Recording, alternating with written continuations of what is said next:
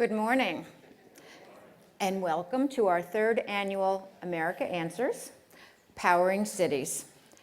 And to all of you that are watching nationally and globally on live stream, we welcome you too. America Answers was designed to find interesting ideas outside of Washington. I know this is a shock to you, but there are some ideas that start outside of Washington, believe it or not. And they come from small communities, they come from urban centers, they come from little incubators, and they come from big corporations.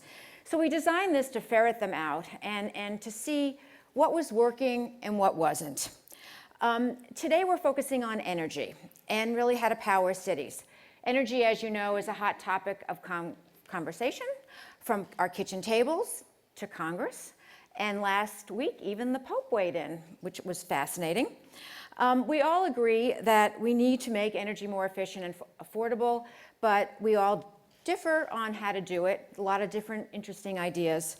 So today you're going to hear from a lot of experts, a lot of people who have figured out how to do it. We have people coming from as far as Hawaii, and people who are trying to make it work and would like to get some voice to their ideas. I wanted to take a second to thank our presenting sponsor who made this conversation, this very important conversation possible, and that is WGL.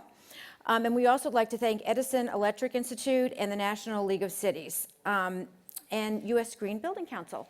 And to say a few words from WGL is Lou Hutchinson, the Vice President and Chief Revenue Officer. Thank you.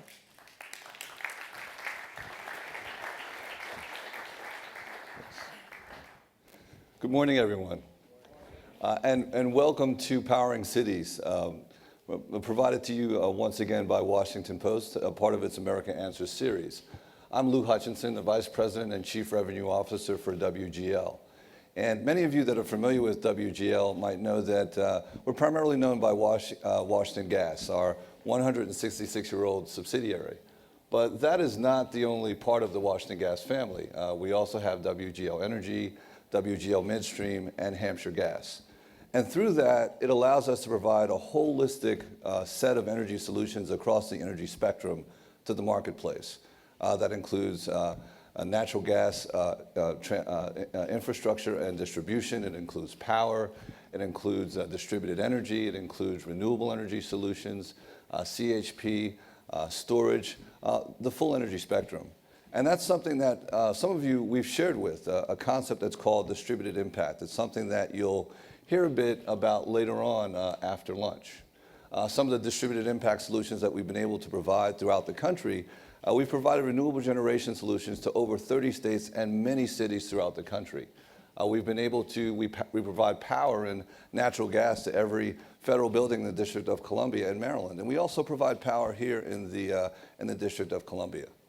And one of our motivations for doing this was to be able, as the presenting partner with the Washington Post, was its focus on answers to the city and distributed generation and the future of where energy is going in order to solve many of the problems that the cities are facing. And so we come here today, we're really excited. We look forward to a lot of the input and feedback from many of you. We look forward to the feedback from a good bit of the leadership that will be here today and the expertise that will be here today. So again, thank you for coming and enjoy your day today.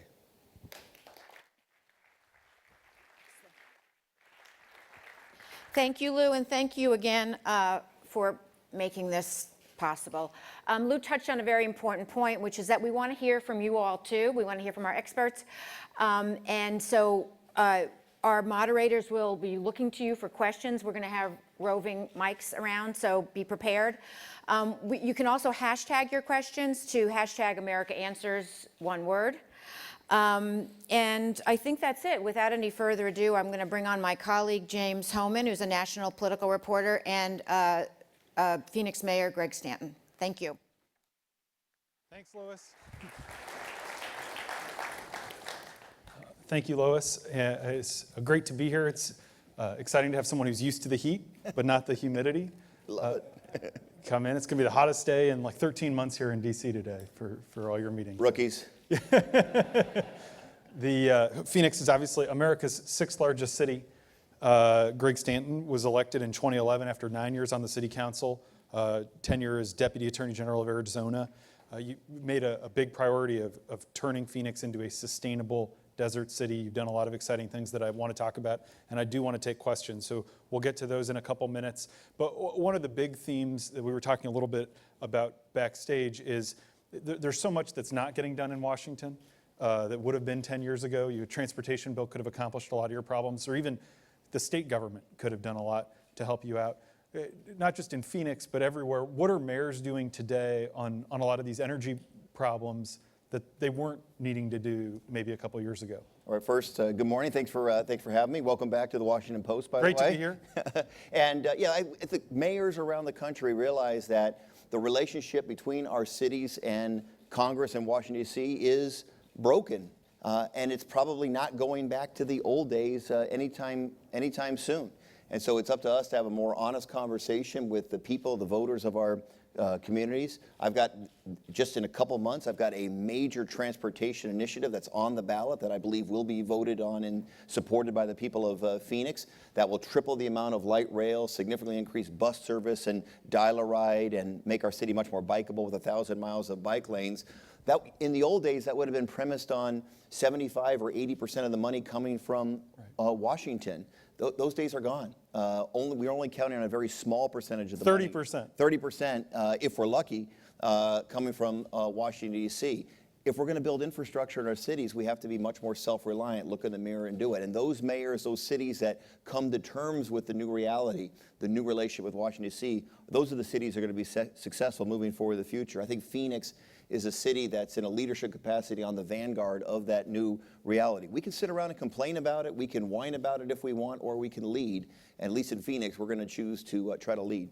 So this big light rail initiative, the transportation initiative, likely to pass, as you note, in August. It has a sales tax increase component.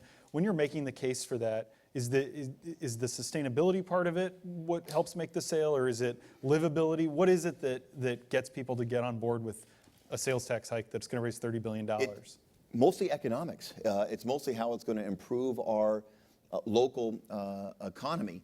We have a current light rail system, a little over 20 miles within the city of Phoenix. In the period of time that's been open, less than a decade, there has been $7 billion of investment along that light rail line within a quarter mile. Phoenix, which is, the fastest growing big city post-World War II in the United States of America, we continue to grow. We think we're the 5th largest city. Don't tell Philadelphia. We think we've passed them up in population. We continue to grow, and instead of growing in a sprawl way, which is kind of the typical way Phoenix is growing, we're going urban very, very quickly. And I have to lead on that and make sure that we have transportation options, getting people from all of our neighborhoods, making sure that all of the different neighborhoods from all socioeconomic backgrounds benefit from that, getting people to their jobs, to their education, connecting ASU downtown and Grand Canyon University and ASU West and our other higher education institutions, connecting people to employment, connecting them to education, connecting them to healthcare. So my strongest argument, depending on the audience, obviously you talk more of the sustainability aspects, but my general market argument, as it should be, is really how improved transportation, improved light rail, more bus service is going to improve the economy of Phoenix, Arizona. You've also been doing a lot on solar that's really interesting. Solar is still a pretty small part of the overall renewable energy mix for a lot of different reasons, some of which involve federal tax credits and such, but the state has a target of 15% of its energy from renewables by 2025. I saw posted a selfie of yourself in front of a new solar plant. Will you be able to get to that target by 2025?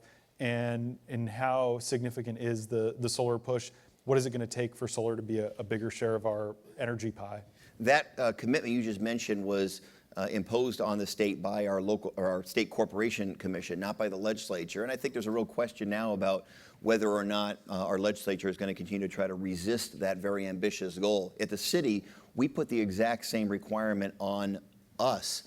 So we're looking to increase our energy sources from alternative sources by the exact same amount. And so yes, we just opened up a 10 megawatt solar facility in a city called Buckeye right outside of City Phoenix on an old landfill for the city. What a great reuse of a landfill that gets up to 25 megawatts. So we are well on our way to meet that goal within the city. Statewide, I would say that we probably need to make sure that a requirement like that isn't just imposed on people, but we've got to get the buy-in from the statewide leadership. And right now, I think that's an open question about whether the statewide leadership has truly bought into alternative energy as the future of energy in the state of Arizona. Yeah, obviously that's something where a lot of people here at the federal level aren't bought in to renewable energy as the future either. Climate change is obviously, a big one of the reasons you're to push for solar is to reduce greenhouse gas emissions. Climate change, a lot of Republicans still don't acknowledge. You're kind of in a relatively blue city in a red state. What is the climate change dynamic like in Arizona?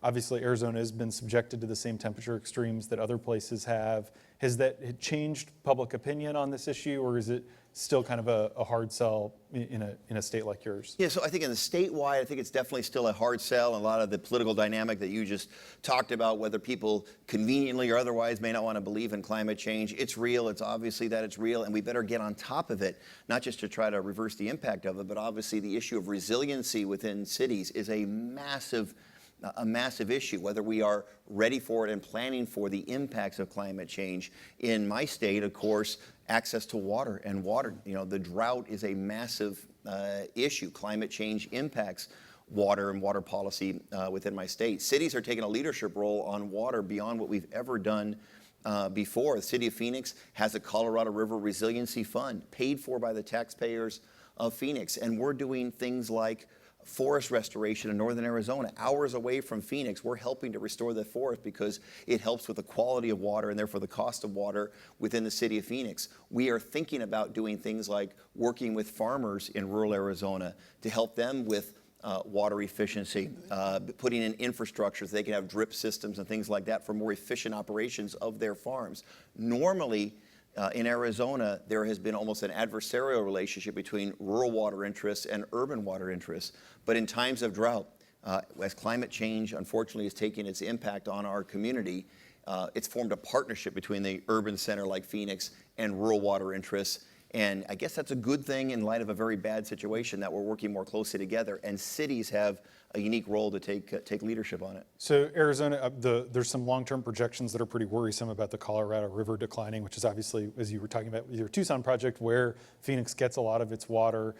Do you feel like some of these initiatives you're doing will end up generating enough water, or are you still worried that there's going to be long-term shortages, and how are you going to deal with that? Yeah, worried is probably the wrong word. We have to deal with the reality of water shortages out west. Obviously, California is in a more drastic situation than in Arizona. Phoenix has done an outstanding job of water planning, and I wish the other states had done as good of a job as Phoenix in water planning, but that doesn't mean we're in any way immune from the challenges of the drought and declining water supply. So it's going to be incumbent upon us, number one, to do smarter water planning, more water conservation efforts in with the city and the state of Arizona, explore other alternative forms of bringing water to our community, including desalination as a long-term strategy, not a short-term strategy, but a long-term strategy, and make sure that we fight to protect our water rights. Because one thing we in Arizona can't allow to occur is a reopening of the compact on the Colorado River and let our friends in Southern California have access to water that is rightfully belongs to the people of the state of Arizona. There's an old saying in Arizona, whiskey is for drinking and water is for fighting. And we hope not to get to that point, but we better be ready if it does get to that point. Looking at California, obviously they've put in place, draconian might be too strong a word. I mean, it's not too strong a word, but they have put in place draconian restrictions on water use. Now the problem has continued to get worse and worse. One of the reasons is that people aren't conserving. In a place like Phoenix, you know that there's water shortages. You're in the middle of the desert. In California, they've historically sort of used way more water than is possibly sustainable. What do you make of California's response to the drought? Should they have done more earlier? And how do you see this sort of ending? Yeah, so first off, I think the governor of California has done a great job in terms of making sure that he's put tough requirements on it. Now it's up to the people of California, but whether they've got the ability and willingness to make the changes, and don't look to Washington, D.C. to reopen that compact, that agreement with the states that share the Colorado River, including Nevada. What would have to happen to reopen that compact? Would that have to some kind of congressional action? It absolutely would take a congressional action, and the Department of Interior would be actively involved in that. Obviously, that's something that we monitor very closely. I don't want to get too far afield because I think it's first and foremost incumbent upon California to solve their issues, and it's incumbent upon Arizona to prepare for that in an even stronger way. One of the things we're doing in Phoenix, which is a remarkable thing, is partnering with the other cities. We're allowing Colorado River water to bypass Arizona and to be stored in Pima County, which is where Tucson is, in their aquifers, which is good for the environment to raise the water tables on those aquifers.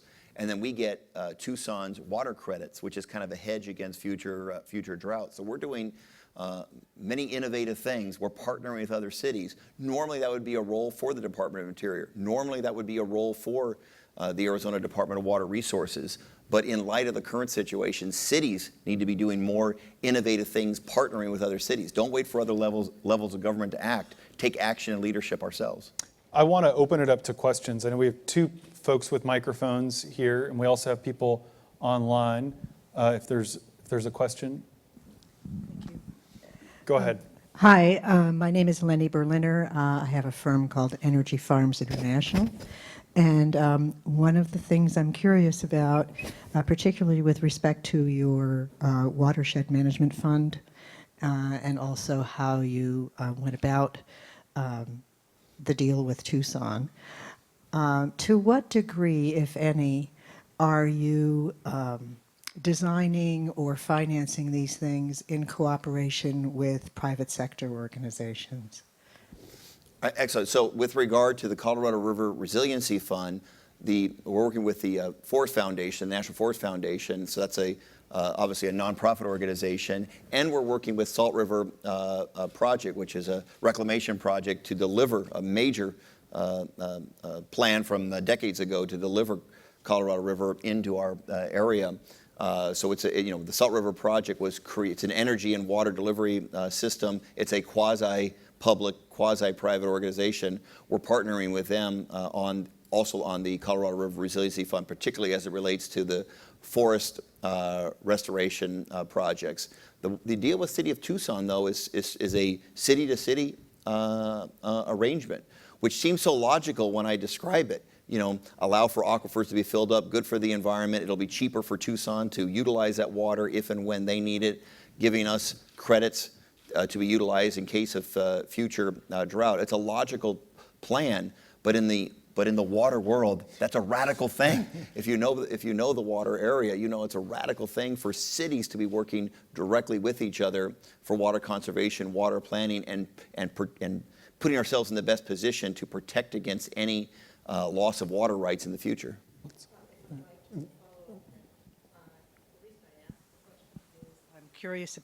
I'm curious about your financing these things. Have you found any difficulty, particularly with city to city only? How do you view the situation going forward? You have a lot of very good ideas and clearly some goodwill, but I'm curious about whether the capital markets will help you. Yeah, so on the capital market side, I think they're going to be with us. As you know, cities need to be aware that your credit rating, which we guard jealously, Phoenix has the highest credit rating of any big city in the country. Your credit rating will be in part judged based on how well you are prepared on issues of climate change, how prepared you are in issues of resiliency. So this will become not just a matter of good public policy, but the credit rating agencies, which obviously affects your ability to borrow and the cost of borrowing, will be impacted based upon how ready you are. And so whether Republicans or Democrats take one view or another, the capital markets, I think, will reward those cities that take this issue very, very seriously and are best prepared for the future. Let's take a question over here. Was there someone down here?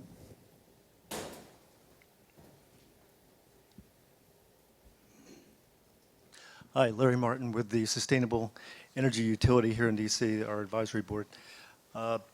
So we do a certain amount of work here in DC to help make solar and other alternative, renewable distributed energy available to the public and to the commercial sector. Do you have much of a program like that in your city to advance your alternative energy objectives? And do you see the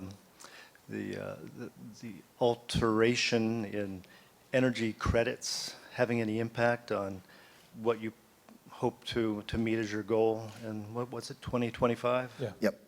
So I hope I answered the question correctly. No, I don't believe we have anything as you've described in Phoenix. And as you know, when it comes to solar energy, capital is going to follow consistency. And right now we're in flux in the state of Arizona about whether the financing mechanisms to support particularly rooftop solar are going to be there moving forward in the future. That's a subject of significant litigation as we speak. That's why I mentioned earlier about whether there's going to be the political will to continue with the very tough standards that were imposed upon the state by our Corporation Commission that I personally support and think are the right public policies. But if it's going to be a fight all the time and there's going to be a question about whether there is the appropriate incentives to continue with rooftop solar, that capital is going to go to other locations. So I would politely argue that right now in Arizona, at least as it results in rooftop solar, that's very much in flux right now, in question, and that's not good for our future. In terms of the large-scale solar that we are doing as a city, look, it's a real important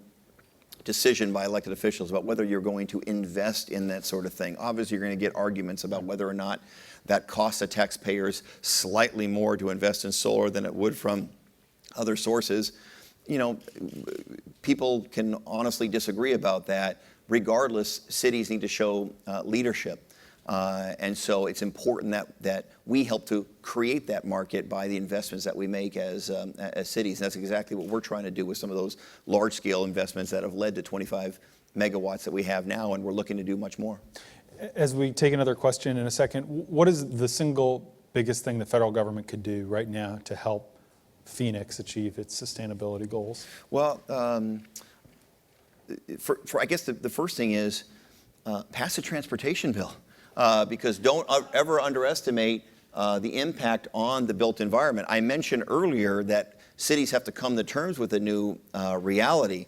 We wish we didn't have to come to terms with the new reality, and that there would be an investment in transportation and infrastructure, which is one in the same thing.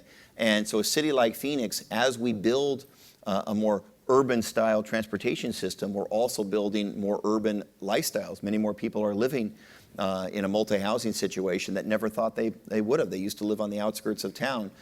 So the built environment in cities really help to lead to your sustainability goals. In fact, once we pass this transportation measure in August, Phoenix is going to rocket up the lists of the cities when they rank them from a sustainability perspective. What are the top 5 or 10 cities in the country? You're going to see Phoenix move up the ranks in that regard. Support for Washington to support transportation across the country, particularly public transportation, would be an incredibly important thing for them to do right in the short run. And obviously, those of us that watch Washington just can't believe what we've seen in terms of letting the Highway Trust Fund get to near bankruptcy levels and unwillingness to support transportation as a significant investment in this country.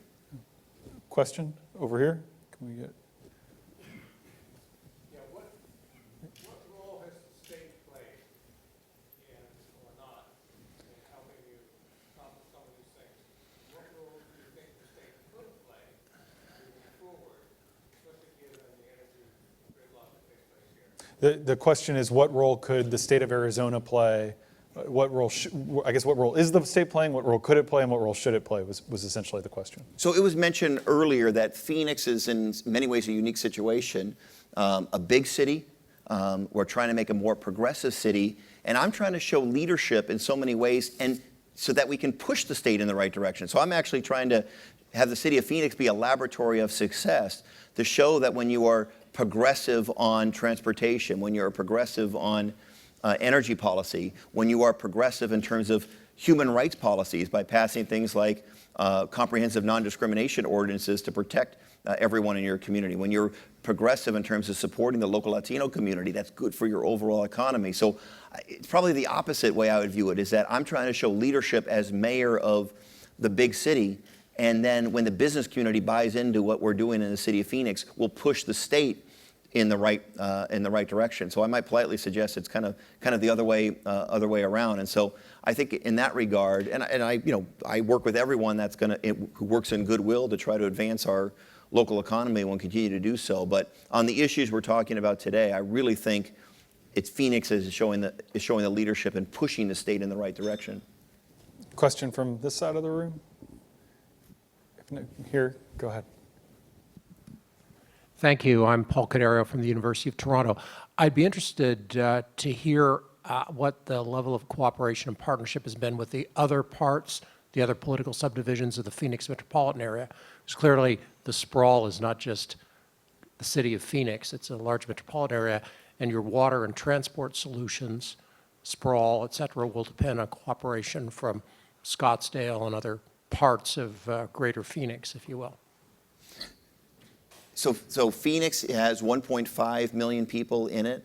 The metropolitan area, Maricopa County, has about 4.5 million people in it. And I try to act in as regional way as possible. My message is, though I'm the mayor of the big city in the area, the rest of the world thinks of the valley, the Maricopa County, as a single unit from an economic perspective. So when we chase after great high-paying jobs in the innovation space, it's not really the city of Phoenix chasing after it, although they think of the entire region as Phoenix. Same thing from a transportation perspective, same thing from an environmental perspective or a sustainability perspective, air quality, the list goes on, that we have to act as a region. In terms of the willingness to invest like Phoenix has been willing to invest, I would say it's not quite there yet, but similar to what I described as the state of Arizona. As Phoenix goes, generally so goes the rest of the valley. When I became mayor, there was definitely a feeling that sometimes the cities would try to poach from each other, engage in self-defeating subsidies in order to get a company to move from one side of the city line to the other side of the city line. And one way I've tried to demonstrate leadership is by just stopping all of that. We've got to work as a team. And so I've personally been involved in a lot of the regional organizations. I've got to know the other mayors, and we have a good working relationship. And I think you'll find that more so than ever before, we are operating as a unit in terms of economic development policy. Now, transportation policy is one where I believe that when this major transportation plan passes in August, I think it'll spur some of the other cities in the valley to act, because Phoenix will start taking more significant economic advantage of it. They're going to see the opportunities there, and I think you're going to see similar investment in other communities in the Valley of the Sun. The last question I wanted to ask is about trash. It's not sexy, but you've been doing a lot to invest in a program to bring in business folks to say, we're collecting all this trash. How can we use it, reuse it, make it useful to the city? What dividends do you expect that to pay? And could you tell us a little bit about that effort? Of course, yeah. I think one of the subsequent speakers is the founder of 1776, yeah. One of the best incubators, co-working spaces in the United States of America. And most people think of incubators as only in the technology space, and we want them to do well. Phoenix has actually done a call for innovators in the public works space, in the garbage space, believe it or not. Probably the least sexy thing we do as a city, but the diversion rate in the city of Phoenix is very low, only about 17 or 18%, compared to most other major American cities that are 30% or greater, which means things we divert from the landfills. And so we're actually creating on one of our transfer stations in the city of Phoenix an incubator. We're going to have innovators working right alongside City of Phoenix employees at Public Works to better educate us as to what stuff that is going through our system doesn't need to end up in landfills, where there's a marketplace for us. And Phoenix can actually make money off that stuff. So we need to rethink what we call reimagine Phoenix. We need to rethink garbage and what garbage means to the city. And we don't have all the answers within cities. The best cities across the United States of America turn to the private sector, turn to the nonprofit sector and say, help us think through these issues with an open heart and open mind. That's a difference probably in running major American cities now than even 10 or 15 years ago, is an open-mindedness to innovators and people that want to make a difference in the private sector, an open-mindedness to their new ideas about how to run government, and we're doing it in the city of Phoenix. So it's called the Resource Innovation Center, which is a fancy name to think. We're rethinking trash within the city of Phoenix. It's good for the environment, good for our economy, good for innovation. Well, Mayor Stanton, thank you for talking about the work that you're doing in Phoenix on sustainability, on transportation, on everything else. You mentioned 1776. Our next panel, Allison Snyder, my colleague, is going to moderate it, talking an exciting conversation about the grid, and the founder of 1776 is going to come on up here. So if we could get a round of applause for Mayor Stanton. Thank you for joining us. Really appreciate it. And go off this way.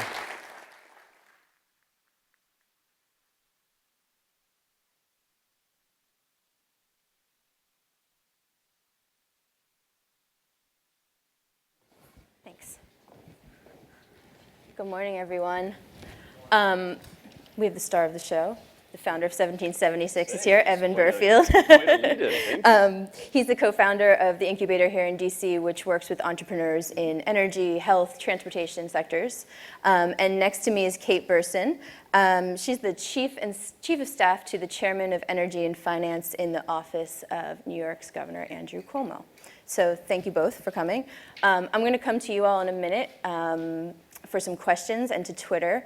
But maybe just to get started, the grid is made up of roughly 7,000 power plants.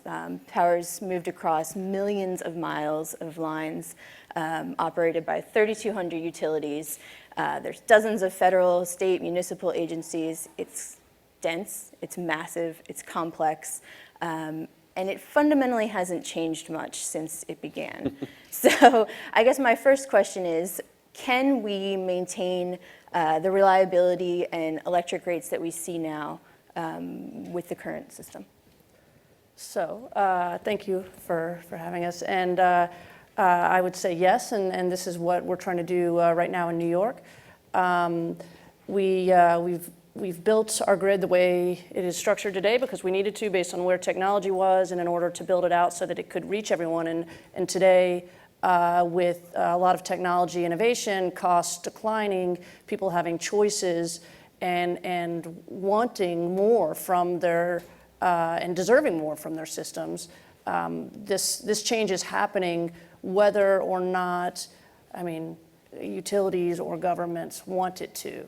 I personally see, and that is in New York, we're trying to help the system evolve. We see the grid as incredibly valuable to society, and so the last thing that we want is for people who can afford to pull off to do so, and to leave the grid left with poor service and higher costs for those who can least afford to do so. So in New York, we're working with utilities, with entrepreneurs, with large companies to try to make this change happen.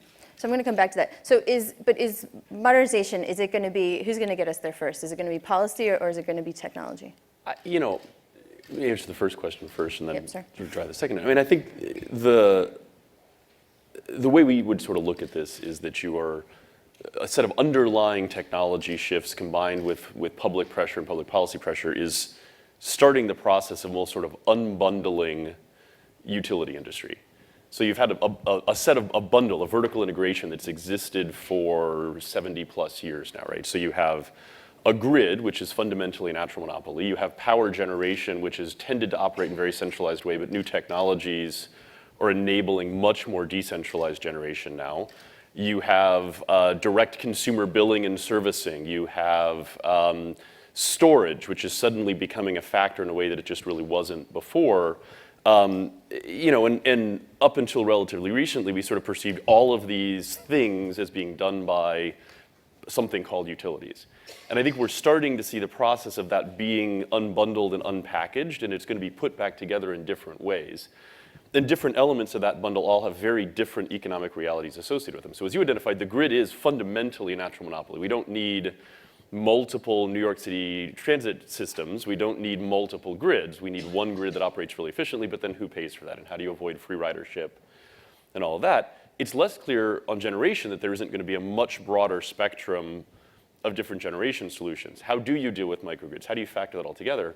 Mm-hmm. And any time you have one of these sort of multi-generational transformations in an industry where you go through this sort of unbundling and rebundling and reinvention process, it opens up tremendous opportunities for innovators and startups. So let's start. So let's go back to New York for a second and sort of look at it through that lens. So can you just tell us, New York's getting a lot of attention for the reforming the energy vision. Can you just give us the quick description of the approach and what you're doing?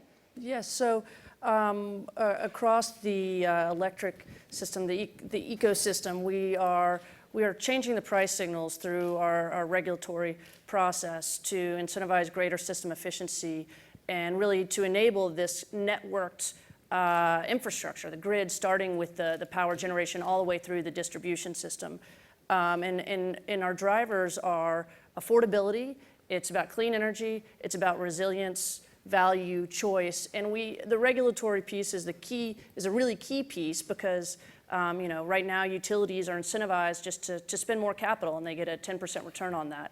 And that's not, we think that where things are today, we'd like to see cleaner, more resilient power at less cost.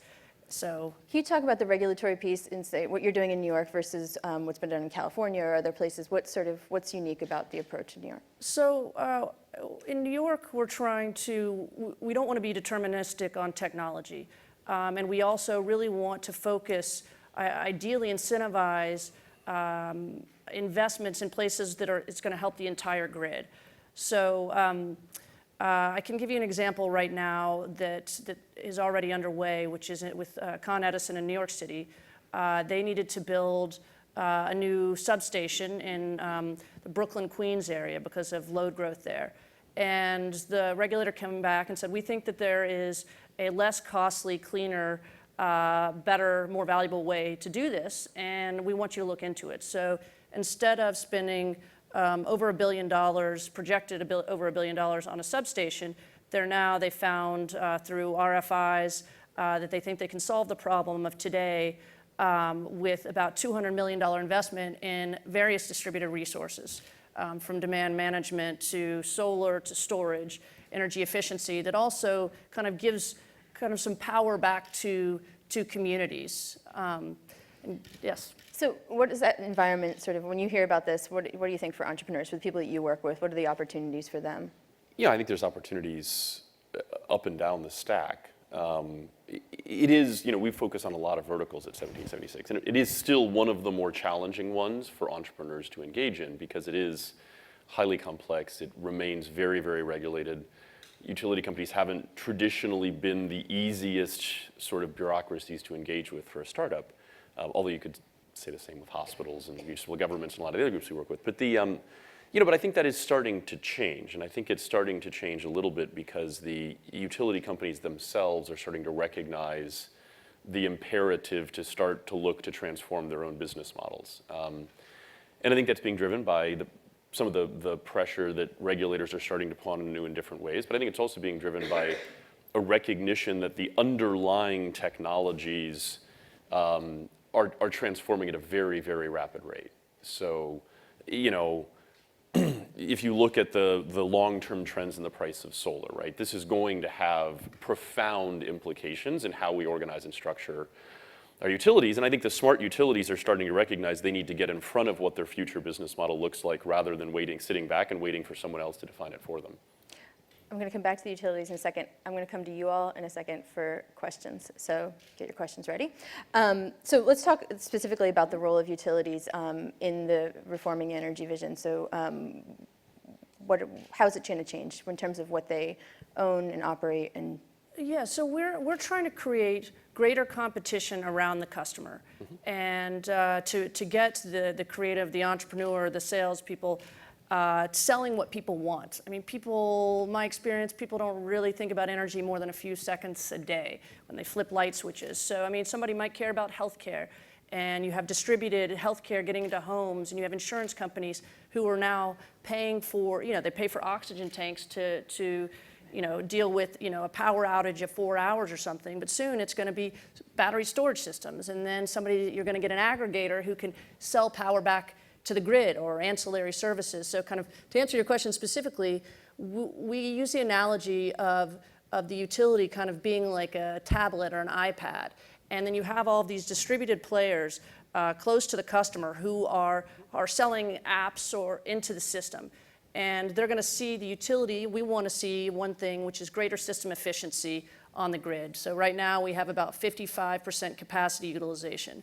And every percentage increase in capacity utilization is a couple $100 million saved for a customer. So we want to see greater data out there, and so that you then have the innovator, the entrepreneur, the large company, whoever it is, and they're selling something both to the customer and giving the utility something that's going to help them achieve their goals. So, Got it. Is there a question in the audience? There we go.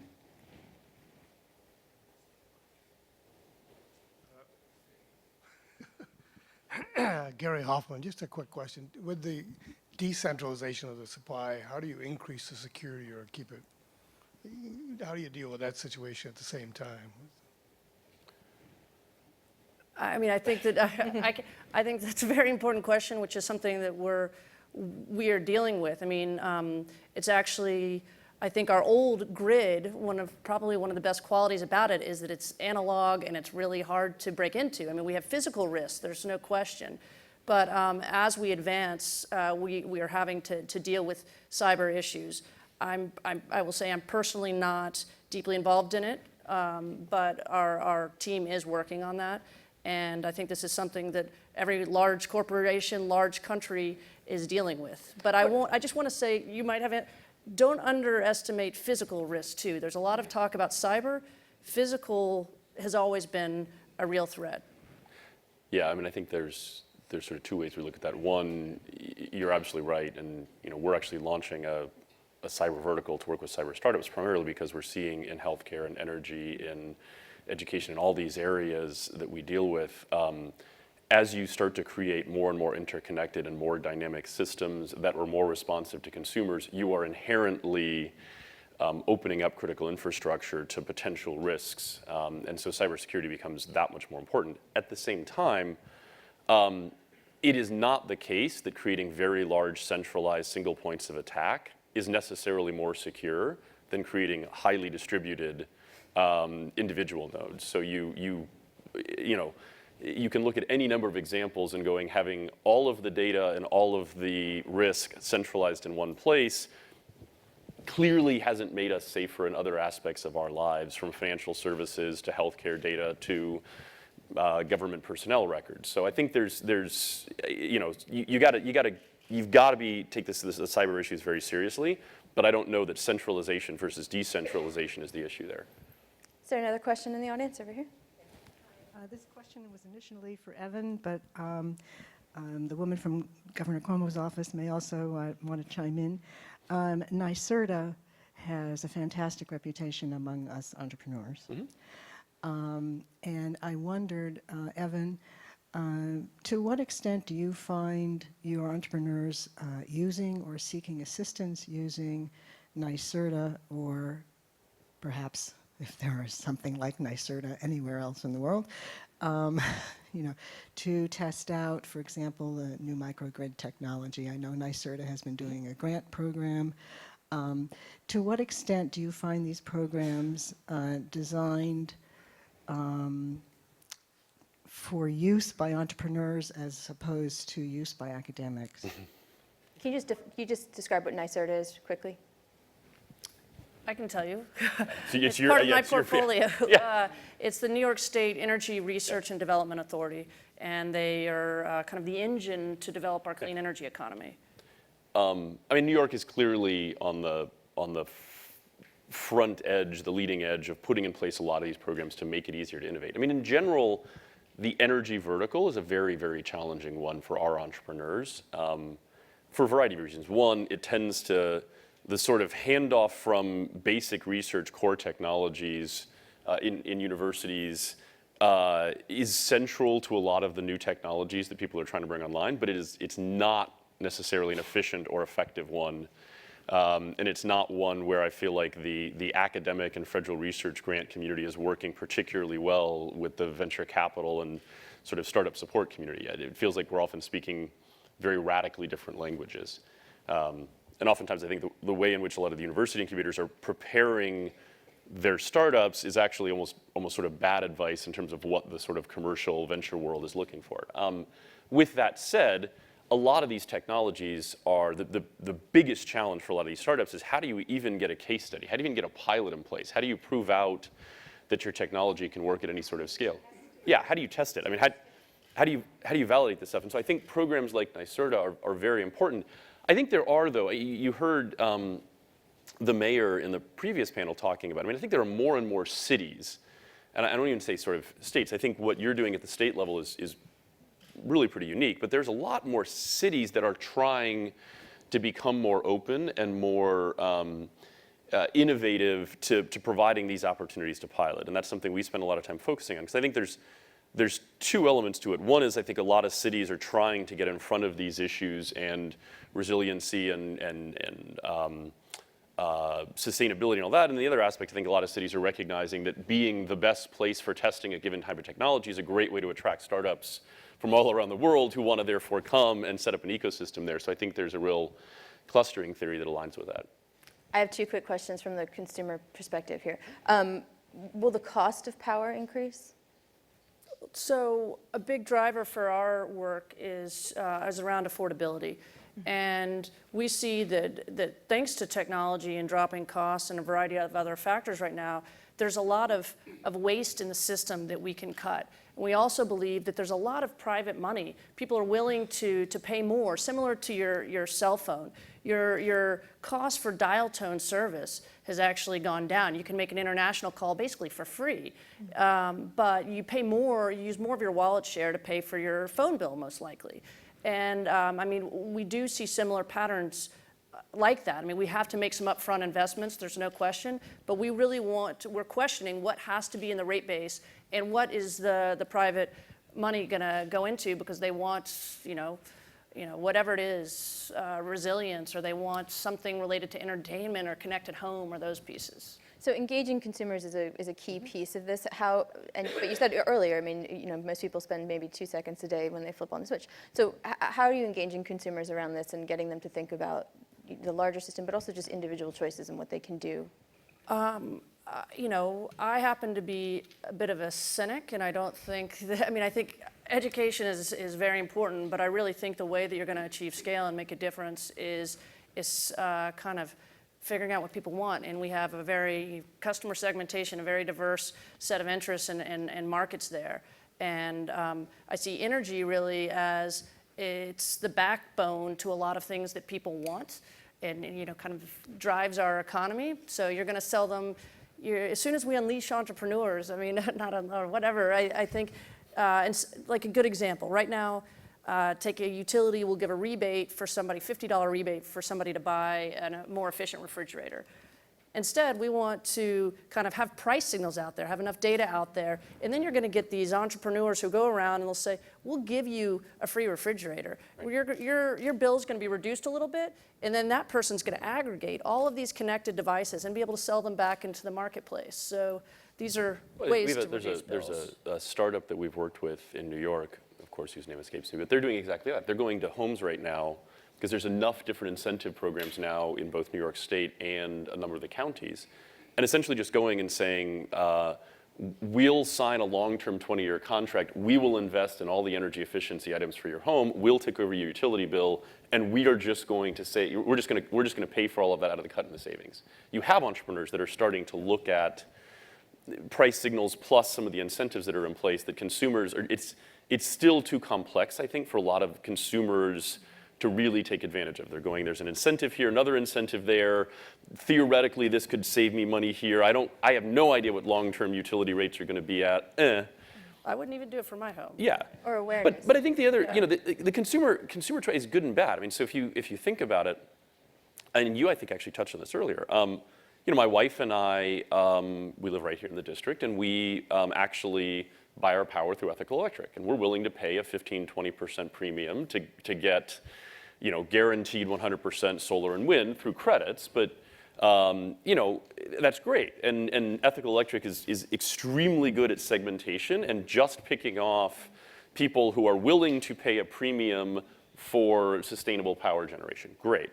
But that also implies, again, that sort of element of you're sort of cherry picking off the most profitable customers, and you end up in this long-term question of, just like we would be early adopters to go as soon as we can put solar panels on our roof and a battery in our home and all that, we'd love to do it, but you get back to this question of ultimately sort of free ridership and who pays for the sort of centralized infrastructure and what does that look like. You know, you've got a startup, you're doing a similar thing, and you know, you can, Ethical Electric takes advantage of deregulated markets, but you have like Arcadia Power doing the same thing in other markets, and they're literally taking over the consumer relationship. Mm-hmm. So they're going, really, you probably hate dealing with your utility company from a billing standpoint and a customer service standpoint. We'll do all of that for you. We'll make sure you're getting 100% wind and solar. We'll give you a super great app on your phone so you can look at demand on a daily basis, all this stuff. You just don't have to deal with your power company. But you do, because a storm's going to hit, and your power's going to go down, and somebody's got to fix the grid, and all this stuff still has to happen. Yeah. And that's, again, the challenge is you unbundle it. How do you make sure that some of these core infrastructure will still get paid for? We're out of time, but I have to ask one question. We're in Washington. You know, what sort of oversights or regulation are needed at the federal level or at the state level as you sort of transitioned into these purchases? A lot. I mean, so we're big, we believe in markets, and because they bring in competition, innovation, private capital, but we also believe in really smart regulation. And as you start bringing in these other players, we have to figure out how do you provide the safety and consumer protection you know, for all of these new energy service providers. So that's something that we're working on, you know, with all the rest in New York. And then you have the connection with the wholesale market, which is federally regulated. So that's for us. Last word, Mr. Murphy. I mean, obviously, if the federal government were to if Congress would eventually pass legislation that created pricing signals in a totally different way, that would have a very, very profound effect on this industry and what a lot of what our startups are responding to. Outside of that, I mean, I think this really is very much a state and local set of issues, and that's a challenge, but it also creates lots of opportunities because you do have the ability for jurisdictions to kind of experiment and startups to work with them and capital to test things out, and hopefully the best ideas will percolate across the country. Thank you both very much. Really appreciate it. Steve Muffson's here next to talk about city and building efficiency with some interesting folks from all around the country. So thank you. Thank you.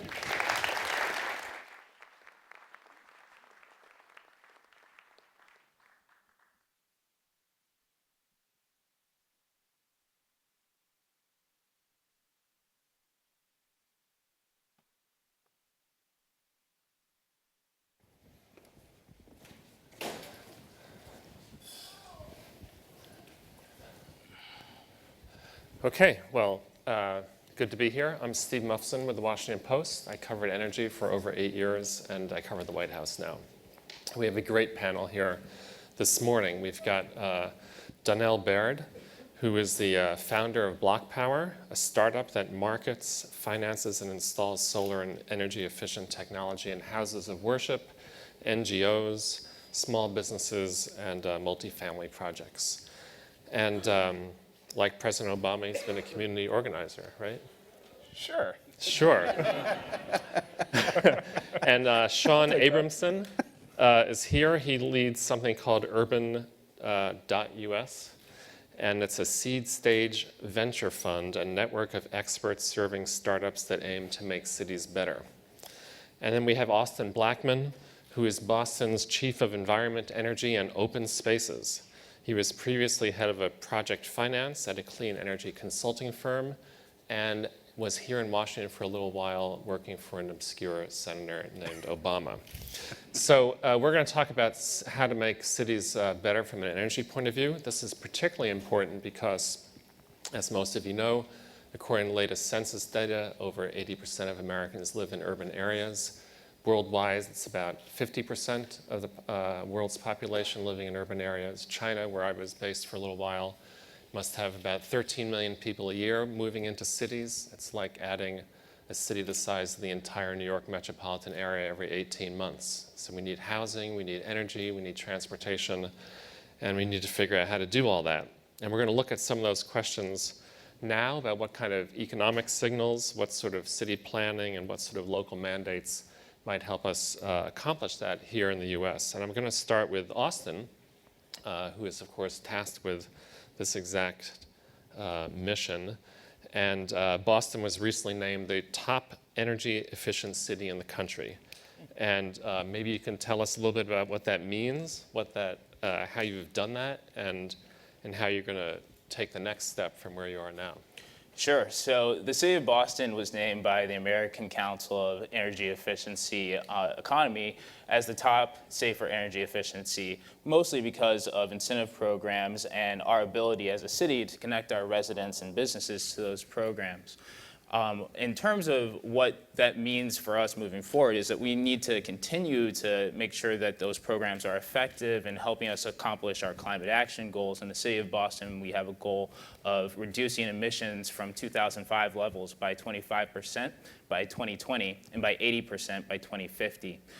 So we've gotten a lot of those gains from switches from our electrical system from coal to natural gas, but now kind of the remaining 8% that we need for reductions are going to be much more difficult, and we need to really engage our community in order to make that happen. So one thing that Mayor Walsh and I are really focused on is making sure that the city is leading by example as well as focusing on community engagement.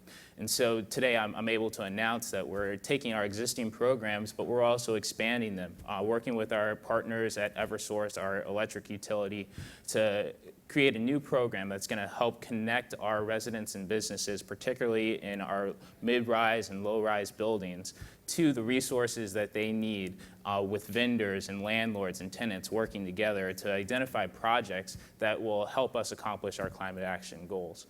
In addition to all of that, we also have to look at our fleets in the city of Boston. A huge opportunity for us is to look at ways to decarbonize our fleet as well. So there's so many things that we're able to do, but in terms of making sure that we stay on top, we're going to be making sure that we lead by example, looking at our building stock, doing retrofits there as well to make sure that we continue to have a high rating. And so is most of this going to be done by sort of mandate or are there sort of price and economic incentives that you're going to build in? And if so, how do you do that without hurting the city's lower income residents? Yeah, we've had a lot of success through voluntary programs. I think a great example of that is the Mayor's Carbon Cup. We've had some focused opportunities to really make sure that we're looking at the biggest actors in the city of Boston first, who are able to really influence our ability to lower emissions. So the Mayor's Carbon Cup allows organizations that have up to at least 1 million square feet of space in the city of Boston to voluntarily commit to a 35% reduction in greenhouse gas emissions.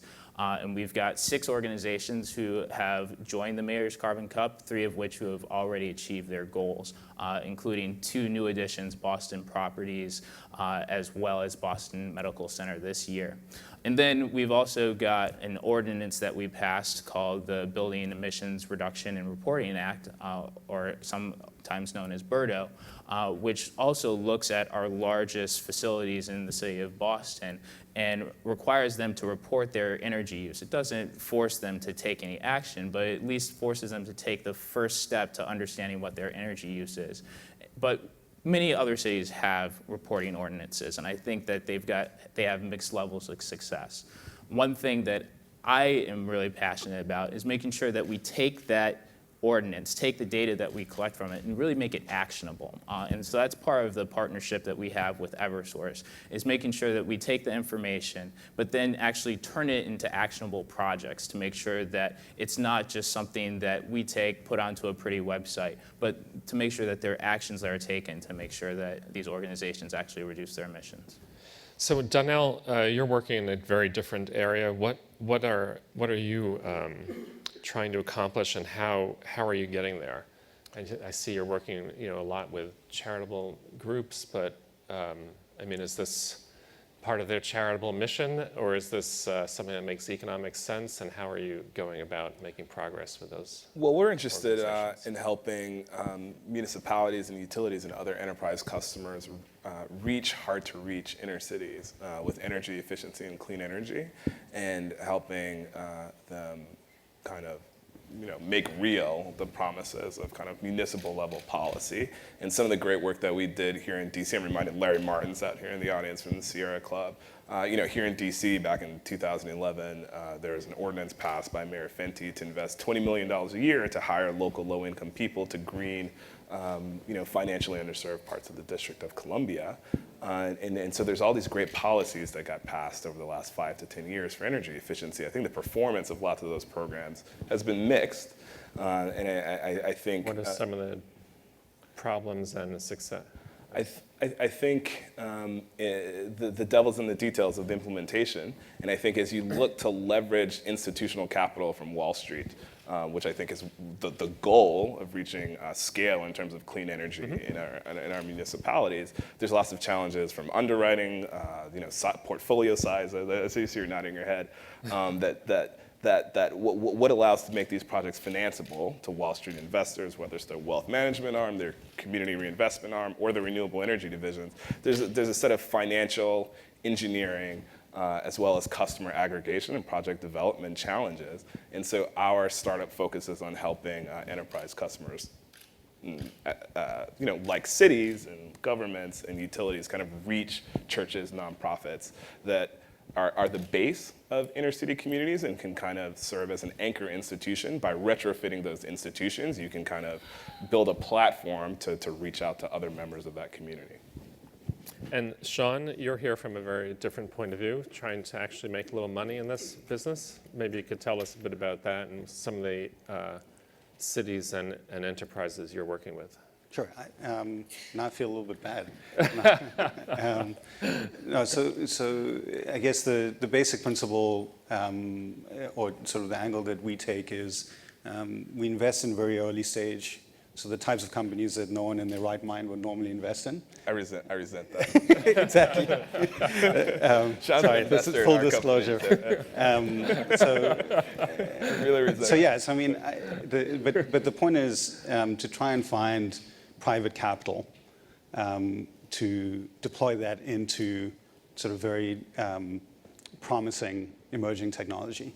And so our role very early on, so if we talk with Donnell, the types of issues that you need to get through the very early stages have very little bearing on traditional business, right? Traditional business is concerned with scaling and efficiency. Very early on, you're trying to figure out, how do I package and create an understandable product? Those are very high risk problems. And so our sense is that if we can focus on, let's say, 50 to 100 deals over a 5-year period, 10% of those, maybe 15% if we're really good, will get through to institutional financing and go on, in many cases, to scale and have impact. And our sort of threshold for thinking about this is that we'd like to be able to reach 100 cities in 5 years, right? So the things that we look at, we think when they do reach work, them through a variety of channels. So to give you a sense, here in DC maybe. DC could be one of them. But you have things here already or not?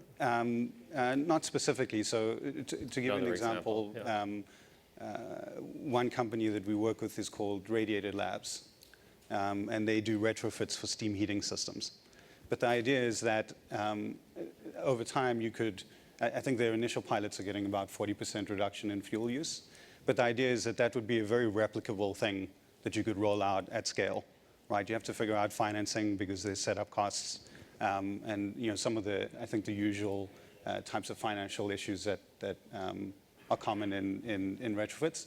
But the idea is that once you figure that out, once you figure out the supply chain, once you figure out pricing, and you get all of those things right, you could roll that out fairly quickly and have an impact. Well, and this issue of scale seems essential, right? Because for all the talk at the newspaper, I find that renewables tend to dominate a lot of the conversation about energy coverage, but it really is such a small percentage of what the whole nation's doing, and in other areas, it seems like we need to make a lot of progress. Maybe you want to talk a bit about this issue of scale. I mean, just in the city of Boston, because it seems what's to get you past that marginal level of just city-owned agencies and other groups that that might not be able to have as much impact on the energy profile of the city.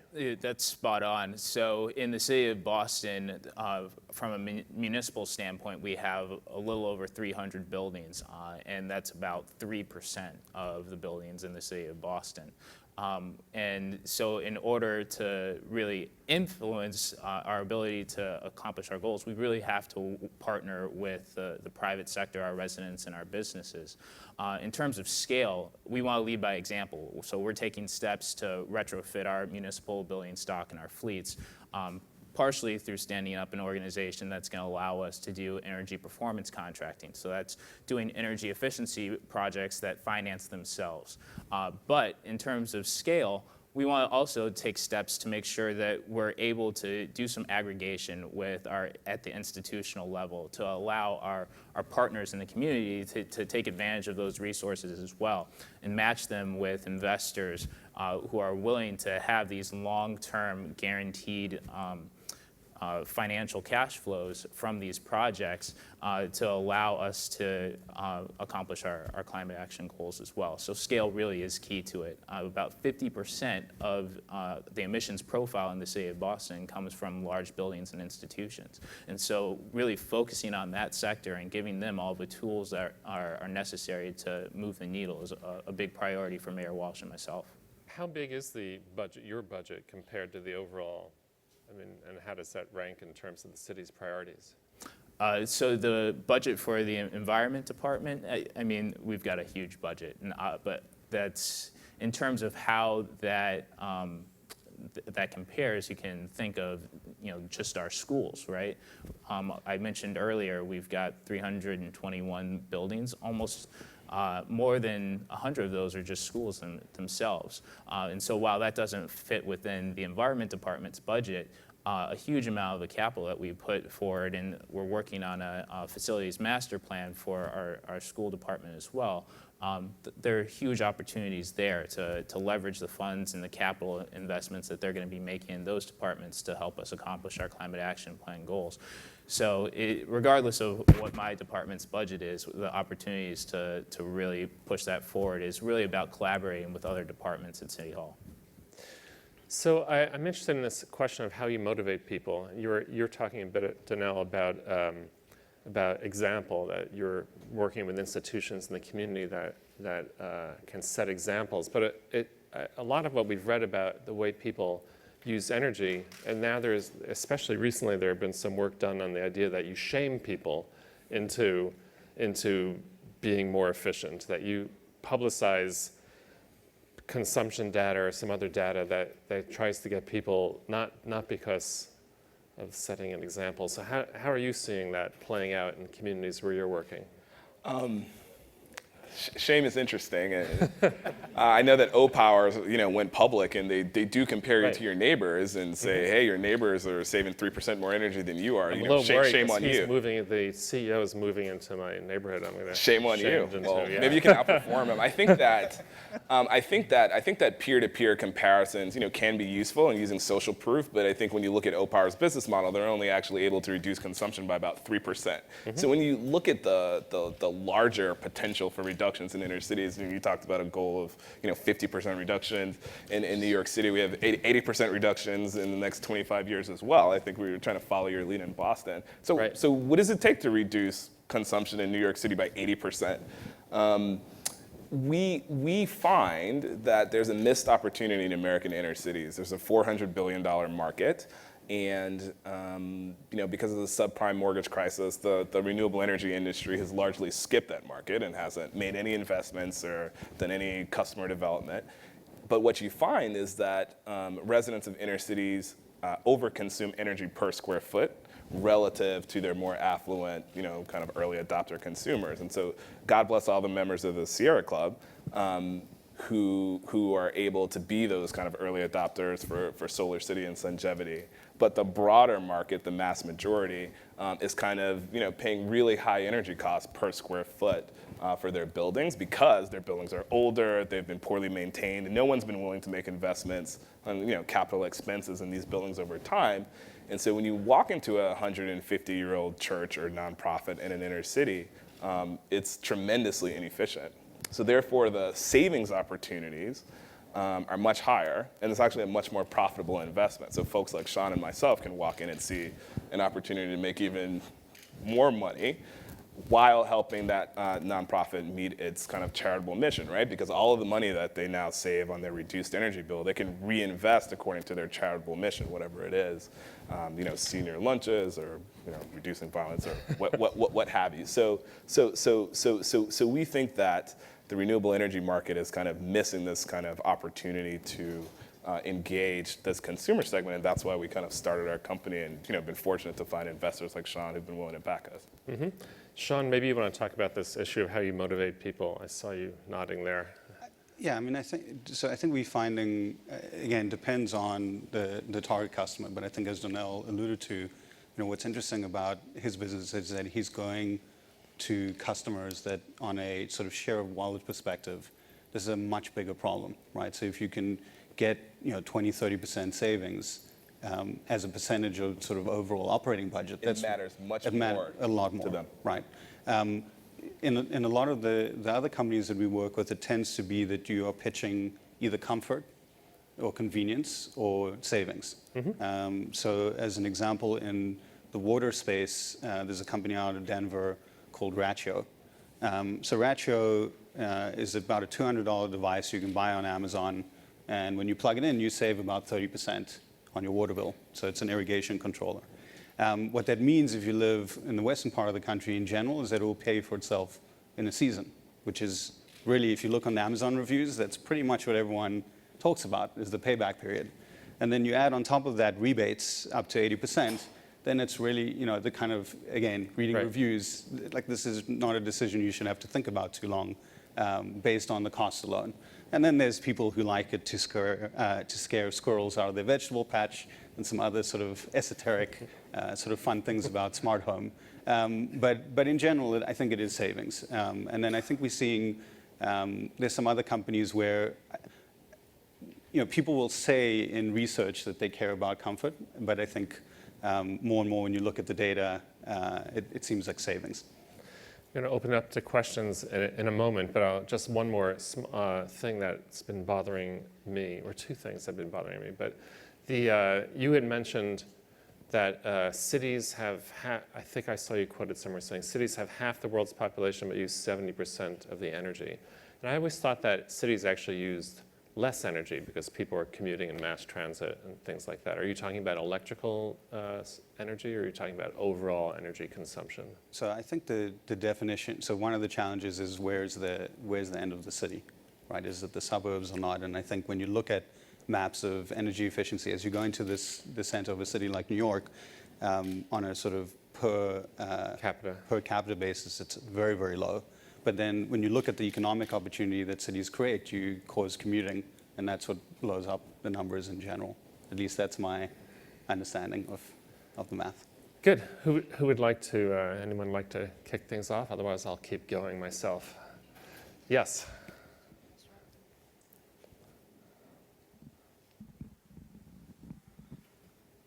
So you talked a little bit about attracting private debt and equity and trying to get those kinds of investments in. It seems that the biggest blockade right now is the lack of information. When people want to make investment with relatively low payoff, they want very, very low risk. So we need more data. Who's going to be administering that? Is that something that's going to be done in private sector, or should it be done at the federal level through EIA? Should municipalities be doing it? Who would like to tackle that one? I'll take the first stab at that. I think that, as a city that has a reporting ordinance, I think that data is very important. I think that for us, with the work that we want to do around energy performance contracting, the major firms themselves, they have to really be very confident in what they do as they're pitching a project. So they will do a very, very detailed investment grade audit before they will pitch a project that could ultimately be something that the city would do or that an outside investor would do as well. I think that for us, and I'm sure Donnell can speak to this in terms of the engineering standards and the payback periods that you then have to create. Data is really at the heart of that, but frankly, that's not something that a lot of businesses really have a good handle on, or even residents. And so I think that one thing that we're doing with our reporting ordinance is just helping people understand that this data is available, that the opportunities are there to use it to save money. And going back to your question about, how do you actually incentivize people to do these projects, it's helping them understand exactly that this isn't some esoteric emissions thing. This is actually money in their pockets that they can actually realize if they just spend the time making the investment. I'll add to that quickly. I mean, right now utilities have most of the data, right, on all of our consumption, and particularly investor-owned utilities often can be difficult to aggregate and analyze that information. So one of the questions that our company is answering is how do you use smart sensors? How do you use smartphones? How do you bring down the cost of data acquisition? How do you use analytics? On the data that you acquire, and then how do you combine engineering standards as well as kind of financing and underwriting criteria and the ability to tranche risk across a portfolio of projects in a way that debt and equity investors can feel pretty good that their returns, across the portfolio are going to kind of even out at an IRR that makes sense for them. And so, how to use data across and create a kind of platform for all of this stuff. If we keep our questions short, we can get at least a couple more in, I think. Yes?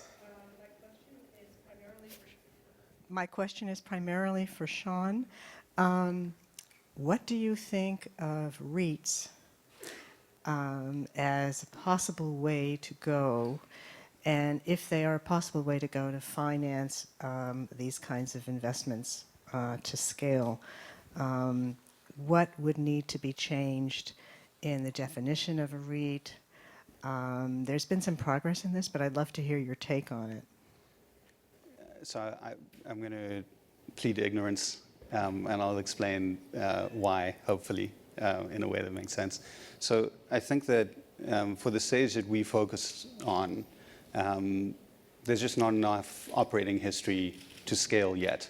But we want to get the companies to the point where they can get an institutional investment, typically called Series A. So if you think about, maybe a 3-year period from when the company begins, there's pre-seed, which is the really risky, sort of on the way into the valley of death.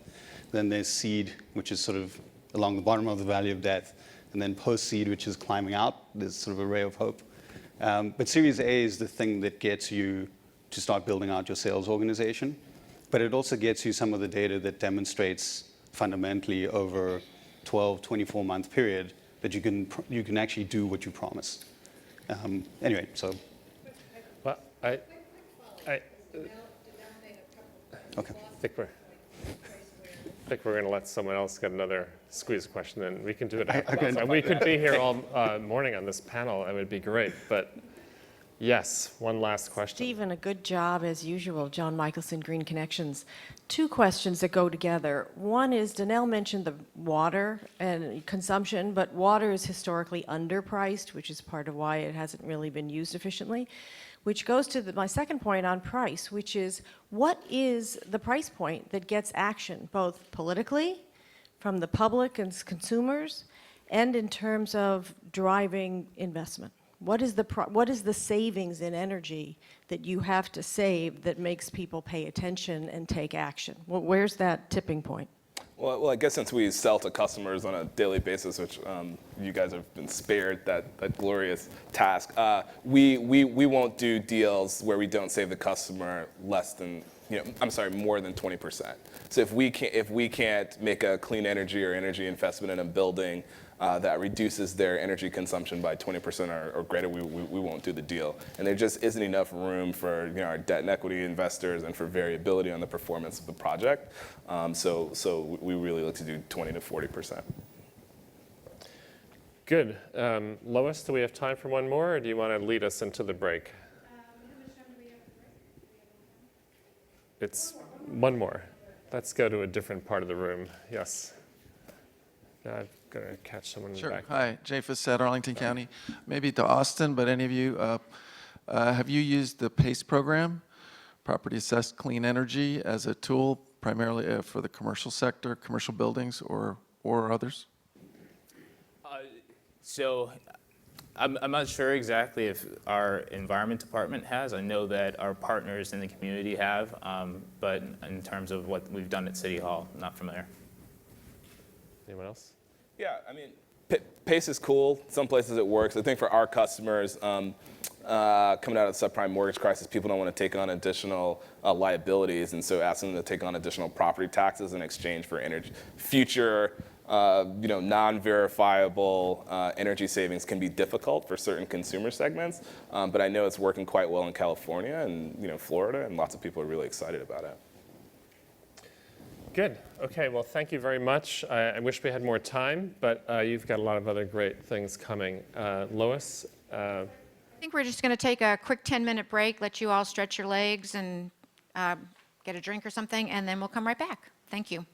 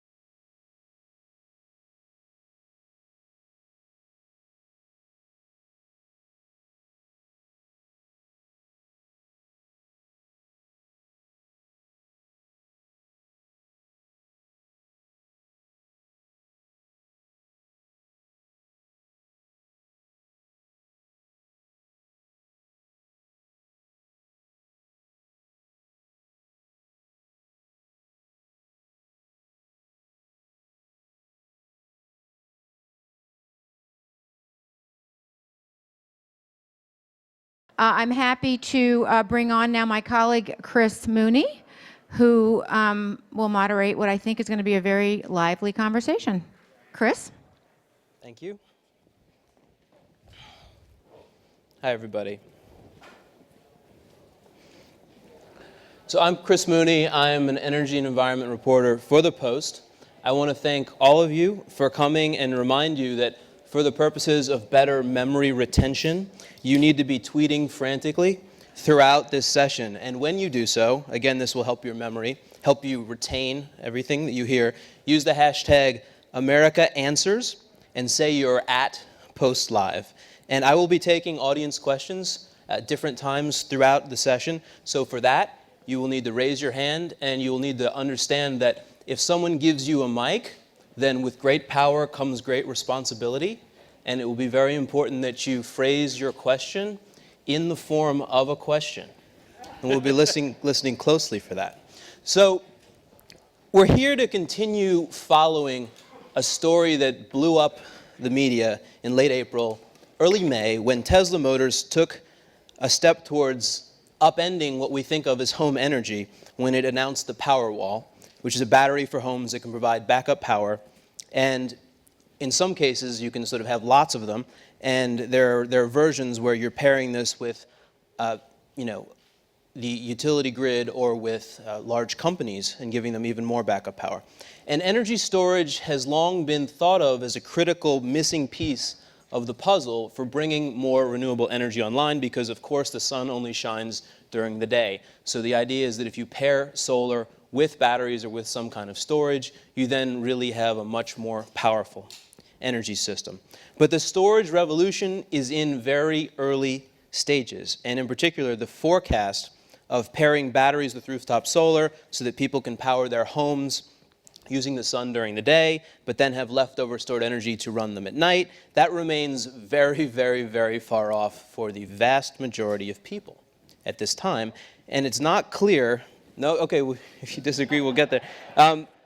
It's not clear whether the bigger use of storage is going to be at home or on the electric grid. And it's also not clear what technologies are going to be the winners. So with our panel today, we're going to explore what we think about how this transition is going to happen in the near to medium term. So let me introduce the panel. Nancy Fund, founder and managing partner of DBL Investors, a San Francisco-based venture capital firm. And she sits on the board of or sponsors several companies that are really important in this space, including SolarCity and, before it went public, Tesla. Next, we have Evan Burfield. He's the co-founder and co-CEO of 1776. He works with startups around the world, tackling important challenges in areas like education, health, energy, transportation, and cities. And finally, we have Daniel Nacera. He's professor of energy at Harvard. He has worked in artificial photosynthesis to produce the artificial leaf, which you might have heard of. He sold his company Sun Catalytics to Lockheed Martin in 2014, and he is obviously a major thinker in the energy storage space. So let me just pose first a couple questions before we bring the audience in. I think that we've seen a lot of forecasts saying that solar is going to grow dramatically out towards 2030, 2040. There was another report like that just this morning. But exactly how it pairs up with storage is less clear.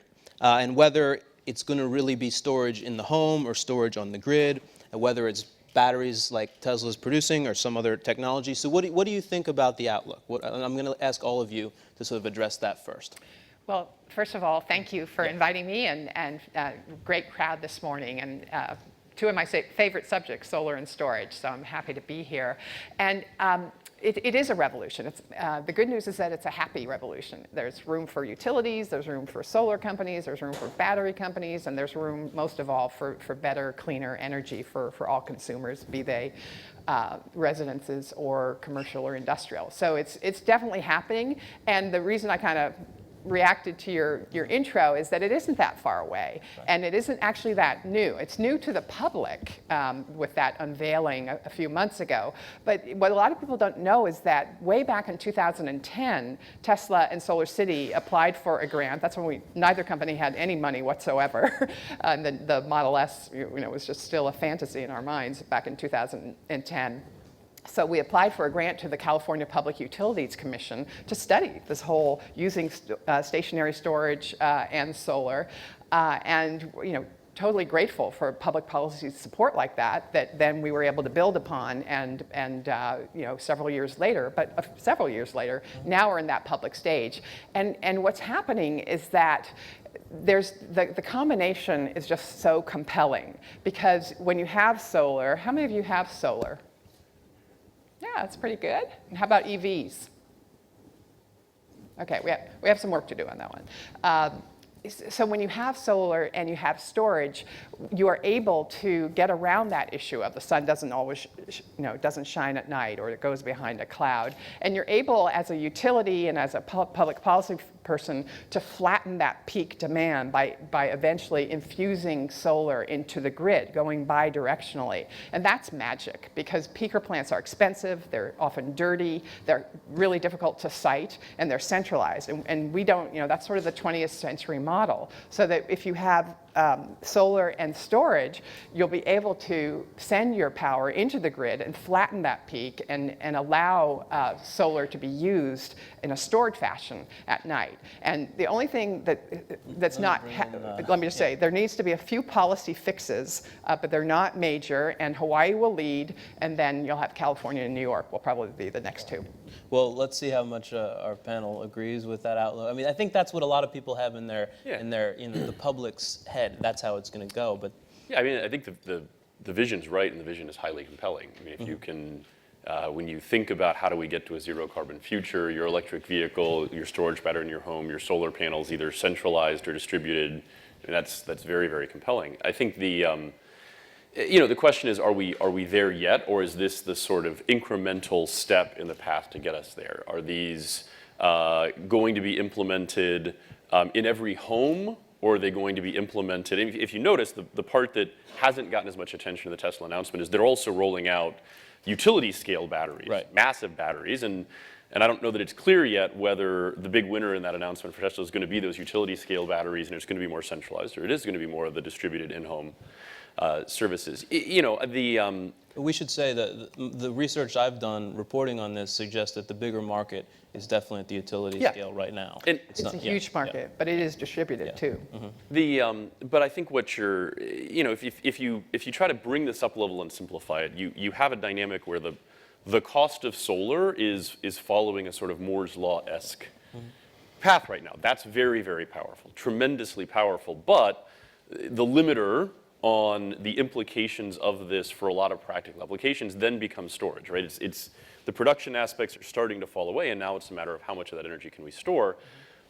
And Elon Musk himself, and I'm sure you'll talk to, there are fundamental elements of physics that have so far at least prevented us from seeing similar exponential breakthroughs and collapses in the drops of solar. But you're not going to get to the mass production of these things. You're not going to get to the point where this becomes very, very wide scale, whether it is utilities, whether it is in-home, whether it's hospitals or elementary schools or all of these that end up being sort of the storage sinks, until you take a first step. And I think the metaphor would be, if you look at the Model X that's coming out next year and you contrast that to the original Roadster, you've seen a tremendous advancement in the practicality of electric vehicles. You had to start with the Tesla Roadster to get there before you get to the Model X. I think it's a really important first step to get these batteries out on the market. Probably not where we'll be in another 4 or 5 years in terms of advancement. Dan, what's your take? Yeah. So first you have to talk about scale. And I know this says this is an America conference, I heard in the title. But you got to realize most of your energy need is 6 billion poor people in the future. And that's where it will be decentralized. But you guys are going to be the last to go that way because you've invested trillions of dollars in your energy infrastructure.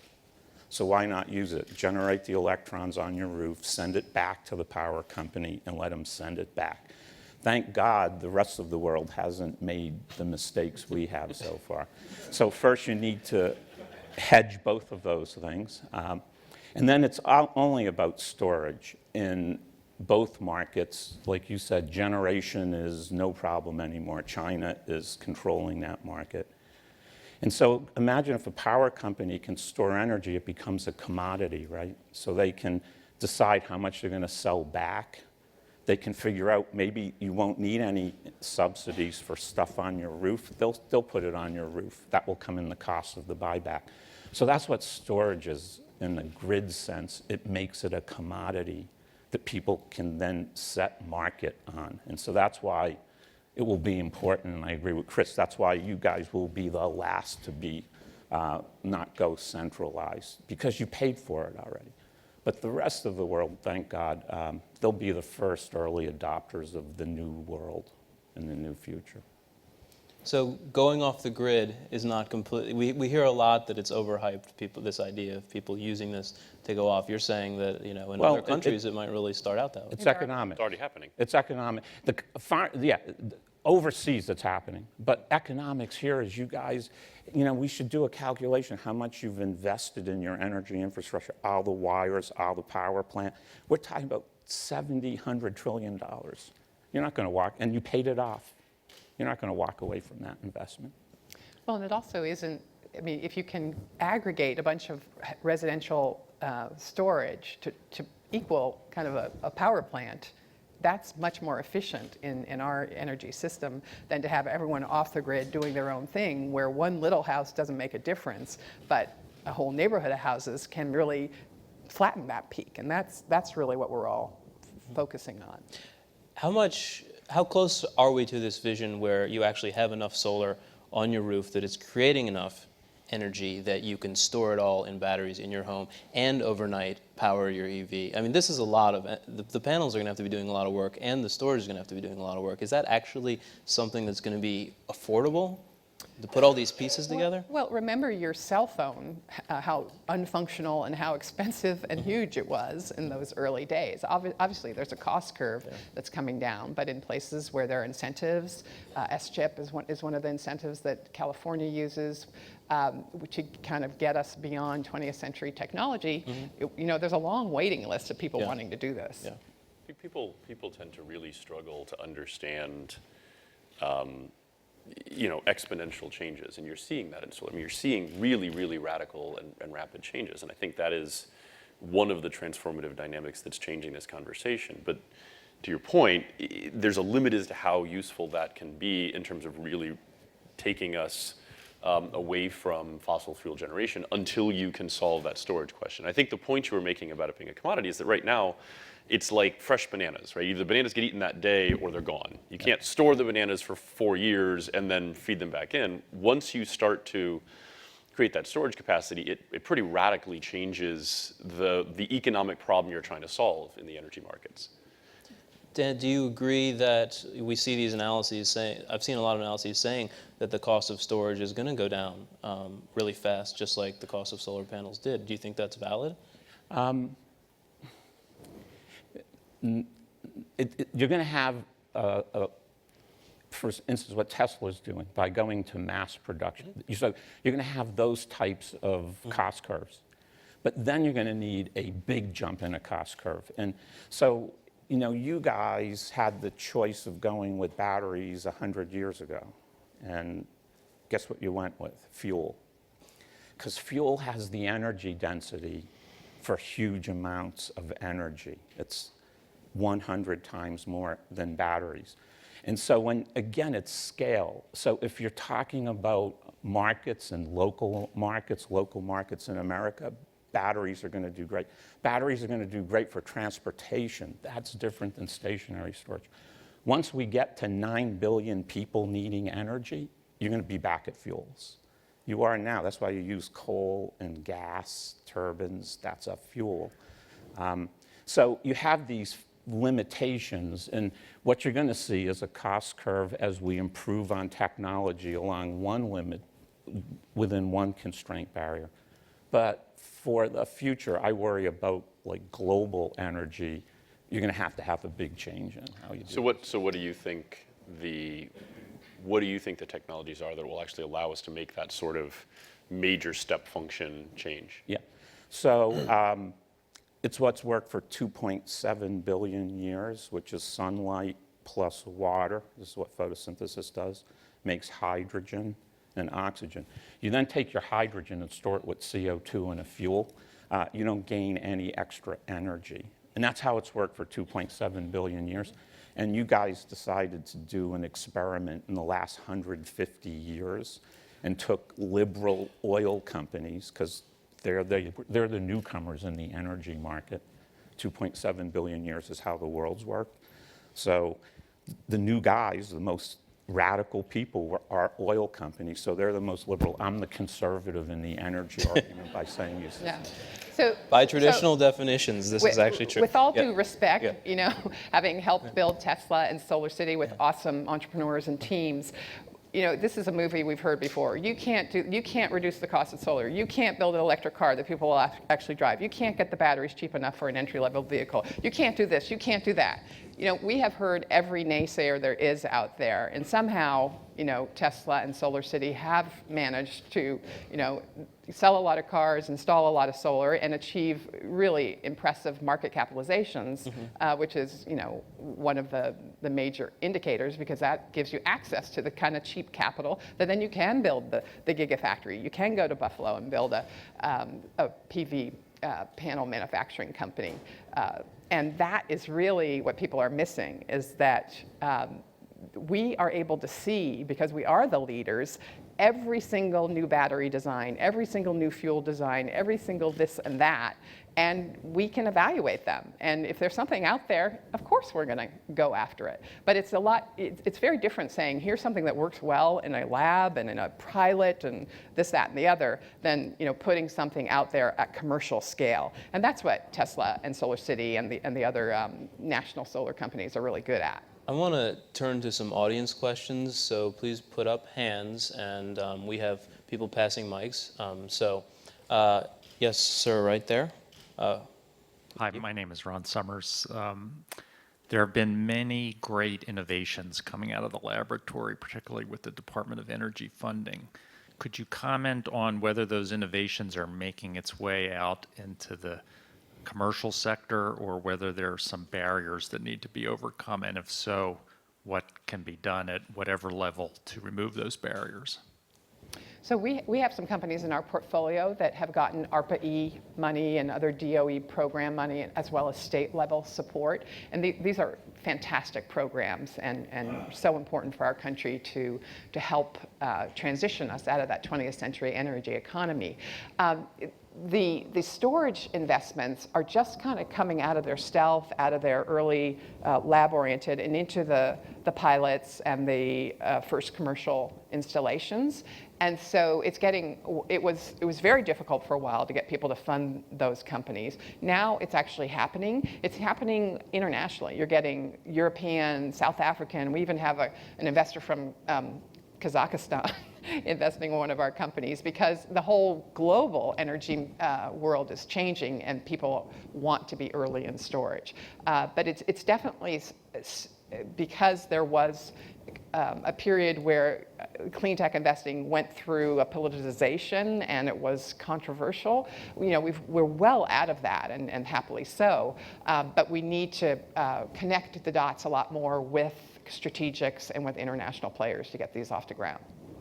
Anyone else want to take a swing at that one, or else I'll ask another one from the audience? Yeah, I mean, I think there's still more work. I mean, I agree. I think the programs are incredibly valuable, but, you know, it is also still tricky, because we look at very much the sort of seed stage, and we work with a lot of these, and you know, a lot of the researchers that are coming out, and they're sort of going through some of these university programs on how to kind of commercialize their technology, and they're not necessarily doing the best work in helping those investigators sort of transition into being entrepreneurs and understand how they tell the story of how they're going to build a scalable business. And so it requires you know, venture capitalists with a tremendous amount of sort of technical depth and ability to sort of translate between different domains to jump into that space, which isn't bad for those venture capitalists, but I think, you know, there's more that can be done to sort of drive that university-centric sort of commercialization process and make it smoother. Let's take another question. Yeah, right there. I'm disappointed that the Tesla person isn't here, because I wanted to find out why Tesla and Google didn't get together because the self-driving car would be much more efficient than the kind of cars we use today, plus the advantage of the electric car. But my real question is, there's several new battery technologies that use different chemistries than the current ones. Could you comment on some of those and what their potential is? We were hoping someone would ask about Sure. detailed And chemistry. can I just say what Diarmid would have said is no comment. So. Look, I can, because I do it for a life. We have some examples. So lithium is the lightest element in the periodic table. So that's why you get high energy densities. But lithium has to be paired with other metals. So it's paired with cobalt and nickel and those sorts of things. So you run into, again, it depends on scale. If you're going to go to global scales, you're going to run into materials issues. There's not enough. And it's because when you put electrons in batteries, you put an electron here, here, here, here, and then you take the electrons out. So unless you can figure a way to compact matter and not have it weigh more, you can't increase energy densities. So what you see is a lot of great technologies and really interesting battery technologies, and they're all trying to beat a market value to get a market share. So that's good if you want to make money and get this whole thing going. If you want long-term, take care of the world with energy, you have to think differently. We don't see any, our motto is no sacrifice. You do not have to give up making money to improve the planet. And obviously that's what our fund is all about. And we just today announced we have a $400 million fund to invest in the next generation of batteries and solar and all that good stuff. Congratulations. Thank you. Thank you. It's the largest venture impact fund out there. So we're very grateful for the support we've gotten. Thank you. But you know, it doesn't mean that there won't be opportunities. I mean, there's like in start-stop engines, lead acid batteries are not going to last. They just that on and off nature, the battery goes very, very quickly. So some people think, you know, there's a nickel zinc battery that would perform better, and that battery's being tested in some European car manufacturers now. Whether that, you know, we don't know what the application will be, but that sort of duration versus density, those are some of the trade-offs that different approaches to battery development have, and we'll see. Obviously, ion lithium has enormous advantages, but it's not going to be the only answer. I think we have time for one more audience question, so I see a lot of hands. Okay, yeah. Jorge Camacho. What will be the value for people like I, that I live in DC, mainly condos? What will be the value of having installed storage behind the meter? How it is that you prove to people like, hey guys, this is what you're getting for the amount of money that you're spending? Well, what we need to work towards, and again, I said at the beginning, it's going to take a little bit of regulatory tweaking because utilities don't get paid, because you have a service to the utility if you have storage. As I said, you can help them flatten that peak and avoid super expensive means to answer that peak. Right now, the utility doesn't, it's just a pass-through. They don't really get paid for that, and I'm not going to go into the details, but it's straightforward to fix. And so if you can get the utilities to be able to make money in their infrastructure as a service, if you will, then you are part of that infrastructure because you're feeding in your storage, and so you'll find ways to be rewarded for that. And that's what I'm so excited about, and I think the players in this space are, is that that is a solution that's scalable, that addresses some of the nastiest issues we have in terms of dirty peaker plants, and that gives consumers what they want, be they commercial or residential. They really want a way to manage the grid in a way that's cleaner but also more cost effective, and that's what this new architecture will allow. Anybody else want to add? If you're living in a condo, kind of the point is you don't really care. I mean, you want cleaner energy and you want cheaper energy, and if the condo deploys a battery or if your utility company deploys a battery at a power plant, you don't necessarily care, and you're pretty neutral on that topic, and frankly, you probably should be. What you probably do care about as EVs become more and more adopted is how are you and 15 of your neighbors all going to charge your EVs in the basement of your condo building? And you know, we're working with startups to help those kinds of challenges. But you know, you're relatively neutral, and you should be on that question. It's very different from my friend who just bought land in northern New Hampshire and is trying to figure out, can he go fully off the grid, right? Because he's either got to pay a huge amount of money to get the utility company to run a line out to his house, or he's got to buy a generator or batteries or solar or whatever he's got to do. Like that, those are very, very different calculations. But living in a city, living in a condo. And we are at People our do time, care. so. People certainly care. So we've actually run out of time here, and I didn't get to ask the question I wanted to ask, which is, will people with solar and storage do better during the zombie apocalypse?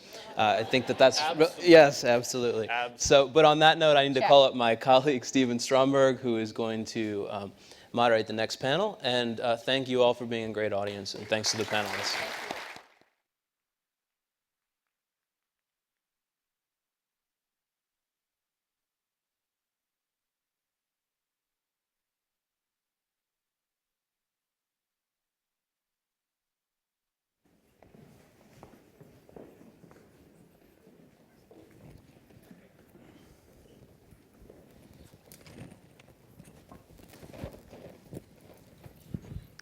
Good morning, everybody. Thank you for coming this morning. My name is Steven Stromberg. I'm an editorial writer with The Post, covering domestic policy, energy, the Supreme Court, all sorts of other stuff. With me this morning, I have Anna Batista. She's Vice President for Construction and Workforce for Construction and Workforce Development for Grid Alternatives. We have Claire Tram. She's the Chief Executive and co-founder of Effortless Energy, and she's also the Energy Director for the Chicago Infrastructure Trust. And we have Alexa Marrero. She's the Deputy Staff Director for the House Committee on Energy and Commerce. So welcome and thank you for being here this morning. We will be taking questions from the audience throughout the discussion. Please have them ready. You can also tweet your questions or comments using the hashtag AmericaAnswers, so hashtag AmericaAnswers, all one word. And please do keep your questions brief and to the point. No speeches. I think I'd like to start by asking the first question. There are a lot of stereotypes about millennials. We ride bikes to work. We all demand craft beer produced at breweries that are powered by wind. At the same time, we all rely on cheap, affordable electricity, just like everybody else. We expect that when we flip the light switch, the light's going to go on every time, and you don't think about, well, my gosh, how much is that costing me? So I'm curious about, to hear from the panelists, what, if anything, you think is different about millennials and their relationship to energy or the energy business or efficiency or conservation than other generations? I can start. The millennials, this generation is, compared to the other generations, is more likely to have a college degree, but also more likely to be unemployed. So a lot of them have graduated in a time of the recession, but they're also very aware of climate change. They've experienced, superstorms like Sandy, and I think energy appeals to their compassionate ideals. And to coincide with the unemployment rates, solar actually happens to be booming right now. It's growing at a faster rate than the oil and gas extraction industry. It currently employs more people than coal mining jobs. It's grown 20% over the last, every year for the last 4 years. So I think it's a great opportunity to really engage young folks in this clean energy age. I also think the potential for technology and consumer-driven programs. I mean, you look at so many disruptive new technologies and companies in other industries, and you wonder, where is that going to come to play in the energy space? Whether it's through the ability to control your thermostat through your smartphone, or kind of innovative states that are leading the way so that consumers can actually make determinations about energy usage based on cost. I mean, those are the types of things that getting a window into more data, cloud computing, using those technologies to be able to really let consumers be in the driver's seat. One of the interesting things that I experienced right at the end of college and right out of college was that An Inconvenient Truth, Al Gore's film, came out right around when I was starting to think, very seriously about choosing a career. And for me, I remember a lot of different causes and being driven to work that would both make money and be impactful over the course of college, but I wasn't sure exactly how I was going to do that yet. And I think and then some of my fellow sort of climate activists and renewable energy business folks that are in my age range also felt that call to action at the exact right point in our lives, where we were going into the Waxman-Markey and Kerry Boxer bills here in Congress within the next, say, 2 years, and there was a lot of expectation that there would be climate regulation. So I think a lot of us actually, shaped our career decisions around the idea that this was going to be a growing focus, and that it was a way to align, our own life's work and ability to earn money with having impact in the world. So it's one of many ways, I think, that millennials try and or can try and align doing well and doing good, but it's a particularly interesting and rising way where I didn't even have to make a trade-off between working in engineering or working in finance or working in marketing or PR. I've been able to, by working in the climate and energy space, I've been able to see across a variety of different verticals, I guess, that have allowed me essentially to not make a decision and have a really rich first 10 years of my career.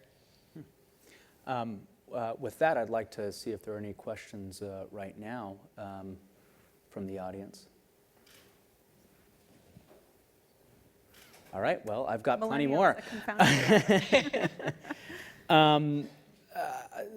How can government leaders, city, state, federal, influence behavior change among millennials? Policy, bully pulpit. What do you think? I think it's all of the above. I think that some of what you can do really does have to do with making data available, empowering consumers to be able to make decisions, because there is a desire to be more efficient, to reduce your bill, right, for the purposes of saving money and conservation. And so just empowering consumers with data is a big way to make changes. I also think just the nature of, power regulation, so much is done at the state and local level, but what we do have at the federal level is a bully pulpit, just drawing attention to new technologies and innovation and really driving forward. I'm gonna make a little plug for the organization I work for. So government can continue to support programs like the nonprofit that I work for. We're a nonprofit that installs solar electric systems exclusively for low-income families, and we do it with workforce development and a volunteer model. So we engage young folks, we engage community volunteers, we actually put them in a harness, give them some power tools, and show them how to actually install solar systems. And I think that having that real touch and feel handle on the technology, no matter whether they want to go into construction or they want to go into policy or finance, I think having that physical connection to the technology really helps them in terms of exposing them to potential careers in clean energy. Yeah, I actually see it the other way around. So from the way the question was asked, I think the millennials tend to hold governments accountable, frankly. And also they are the ones that are demanding easier consumer value propositions for them to actually sign up for. So I'll also give a plug for the two ways in which I do that currently. So at the Chicago Infrastructure Trust, we do large project finance and project development for clean energy and infrastructure projects in the city. So we just closed last year a $13 million efficiency service agreements, whereby the municipal buildings that we are doing energy efficiency building upgrades on pay nothing up front. A private investor pays for all those upgrades. And then we monitor how much they're saving over time. And they're just paying per unit of energy saved. We're also looking at huge amounts of solar, combined heat and power, energy storage, electric vehicles, including electric buses, compressed natural gas vehicles, energy efficient streetlights, and smart streetlights. So those are the types of things that I think are coming out of the millennial generation, both in the public and in government, asking these questions. Well, why wouldn't we do this? Is it a good time? You know, LEDs are coming down the cost curve. Why don't we take another look at streetlights? And so I think we're serving as the catalyst and the driver that's committed to not let government have any excuses for not doing these kinds of projects when they are cost effective. And you just have to do the right, I think, sales pitch to the right people and get through the bureaucracy, as well as design and financial engineer the right types of financial products, which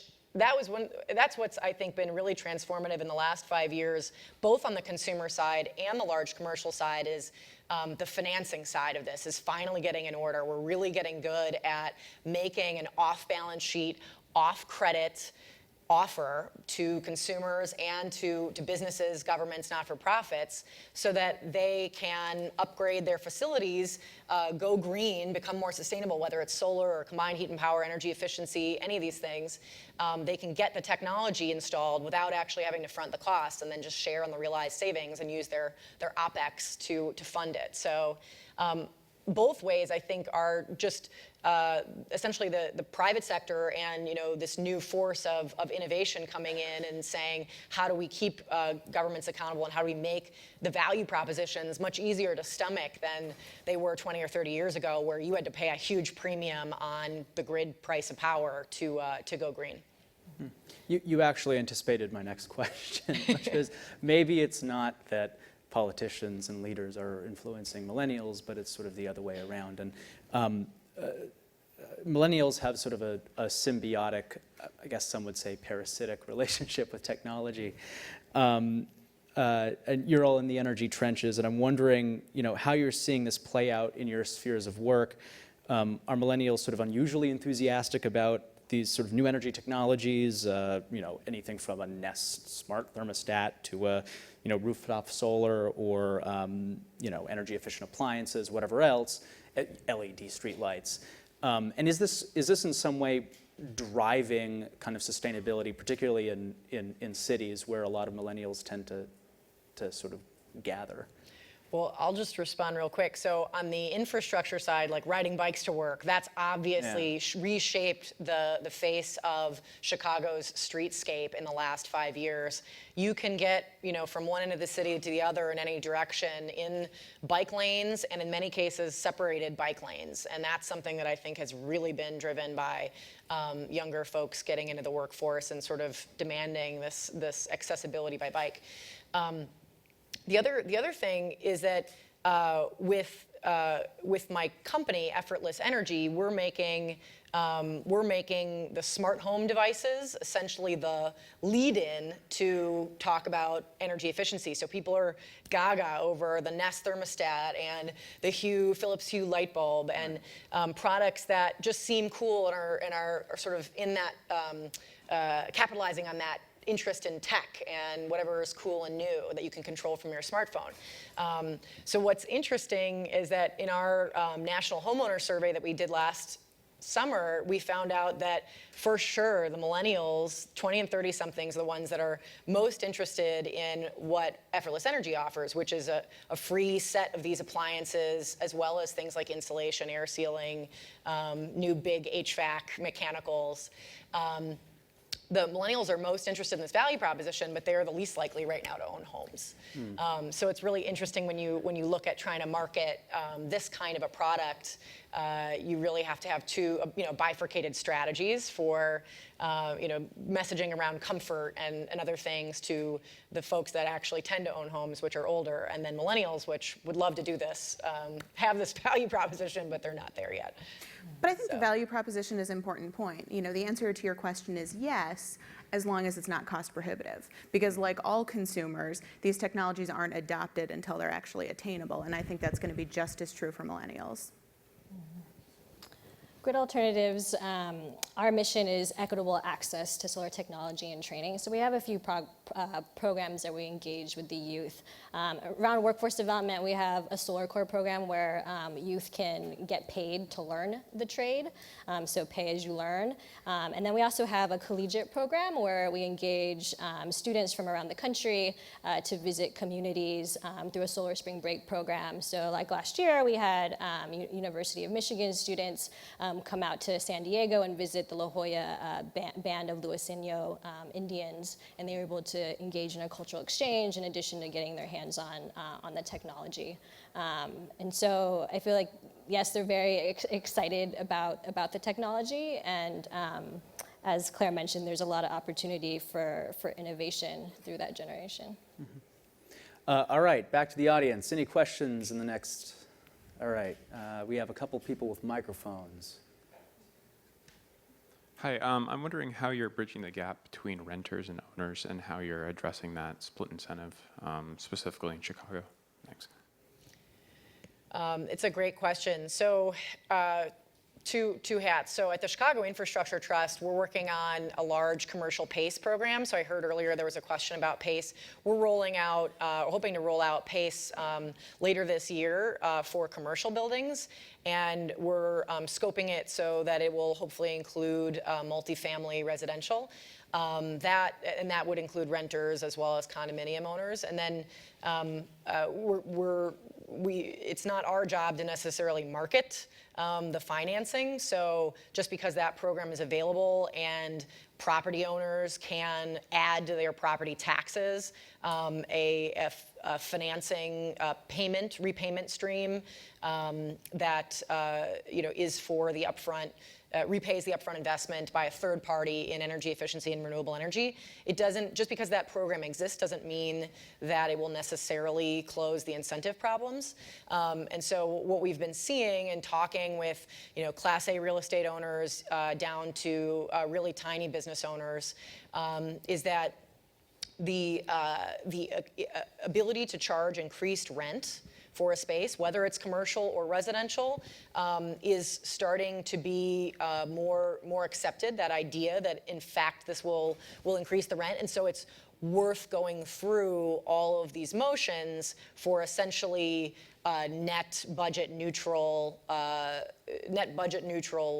project to the property owner, because they are passing both the savings and the additional property tax costs onto their tenants through the property tax assessment.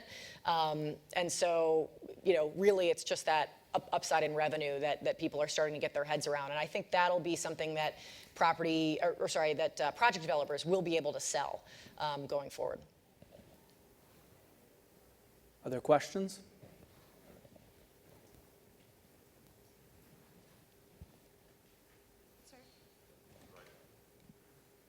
The millennials have a tradition of being politically active more than other generations.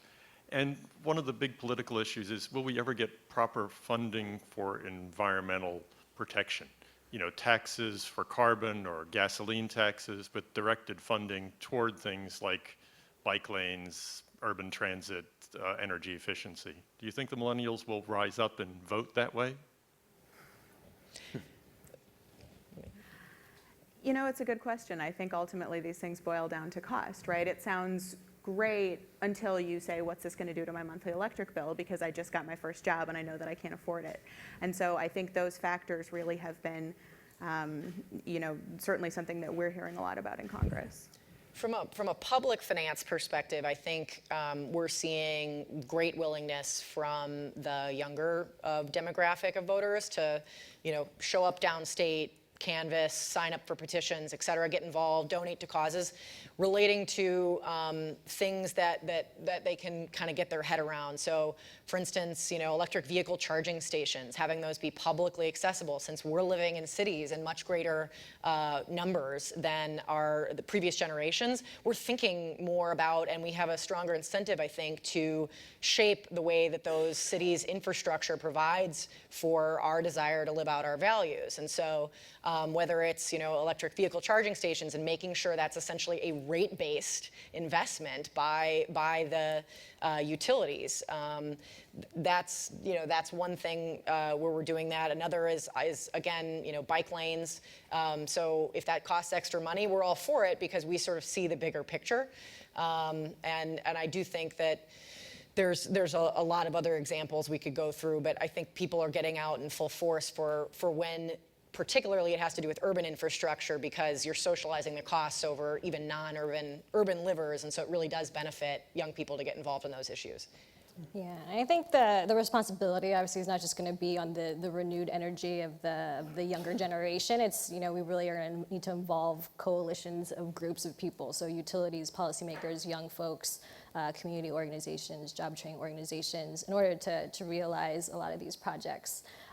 Grid Alternatives, we built a coalition in California to support the California Air Resources Board with their cap and trade program. And so actually 25% of the income from that program is going to under-resourced projects, renewable energy projects in under-resourced communities. And so we help facilitate that program in California. And so I think our strength is partnership building, engaging young folks, job trainees, utilities, and private companies. Yeah, I'd like to take the opportunity to elaborate a little bit more on the politics of global warming and the millennial generation.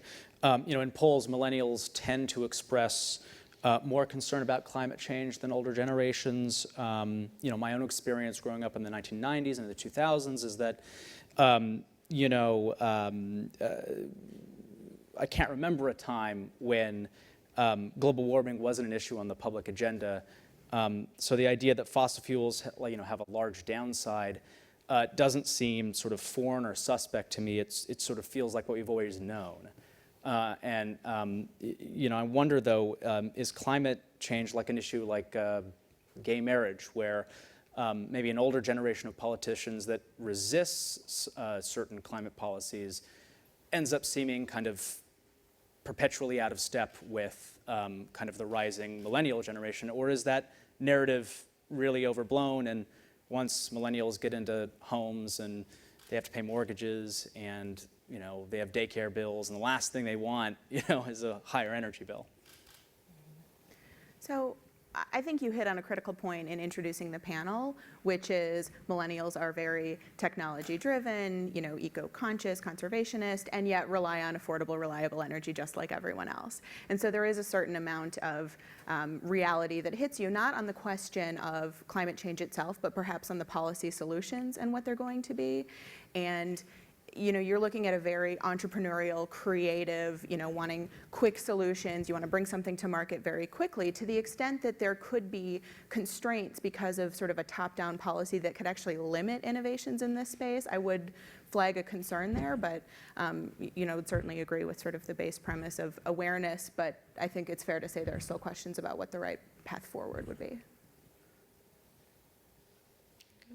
I mean, there's a lot of excitement, I think, across multi-generations. I mean, this whole day here, you've seen, panelists from multi-generations. At the People's Climate March last year, we had 400,000 people gather in New York City to say why it's important to do something about climate change. 50,000 of those folks were college students, so it wasn't necessarily the vast majority of that group. And so I think this is something that especially for older generations who want to leave a lasting legacy too, that they want to leave a better place for future generations. Another audience question, if anybody has them. Hi. Being a parasitic millennial myself, I think that my generation is really sold on climate change. For reference, I saw An Inconvenient Truth in the 7th grade. So that'll make everyone feel old, I guess. But I think if you look where millennials are right now at universities, they've really been leaders. You talked about University of Michigan. In Washington, D.C., American and George Washington University now have 50% solar energy. I think my question is to the panel, what can millennials be doing more to make sure that the other generations aren't left behind? It's a great question. I do think that, like you said, college students are playing a huge role in the fossil fuel divestment campaigns.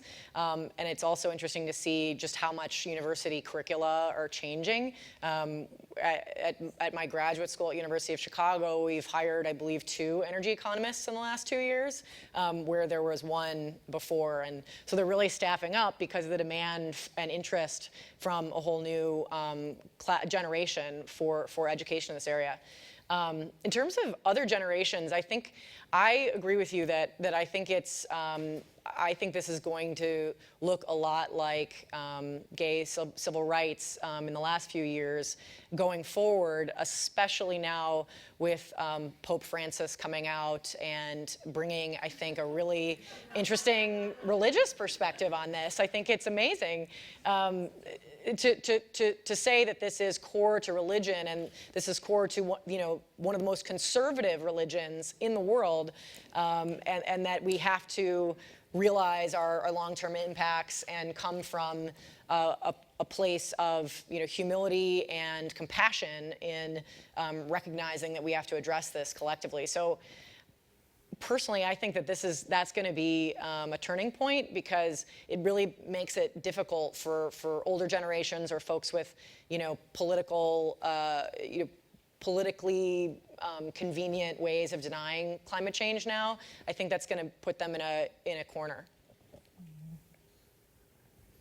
The younger generation too tends to have more access to like the new media, the new technologies, and so I think it's really important to continue to put stories out there. We have immediate access to like Twitter and Snapchat, and now there's Periscope, and just to kind of make these issues about energy and climate change issues that people can relate to, everyday people can relate to. And so there's another nonprofit out there called the Solutions Project, and they're about to launch their 100% campaign, and it's a lot of just capturing stories from all generations and also young folks to get people inspired to support renewable energy. Other questions? Yes, I'm Gilbert Douglas, native Washingtonian. Several of these panelists, as well as some others, have talked about the need to raise consciousness and provide specific actionable information. I noticed that one of your panelists works for, I think, the House Energy Committee. The government is often, federal government is often maligned, but there are 2 agencies which deal every day with these, and I would ask for each panelist to comment on whether the hearings before the Senate Energy Commission, the House Energy Commission, which would publicize things and perhaps create their own state initiatives in imitation thereof.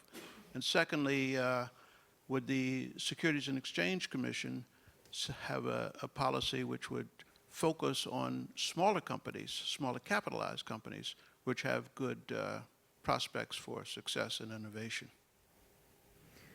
So on the role of Congress, absolutely. I think that hearings are a critical opportunity for us to talk about issues, because not every, certainly from our committee's perspective, not every solution is going to be driven, not every problem is going to be driven by a federal solution. There are so many great things that are happening at the state and local level, but what we do have is the bully pulpit to educate, to talk about these things, to draw attention to them, and we can do some prodding at the state and local level as well. So driving those changes by having events, by talking about these things here in Washington, I do think that it radiates out to the rest of the country.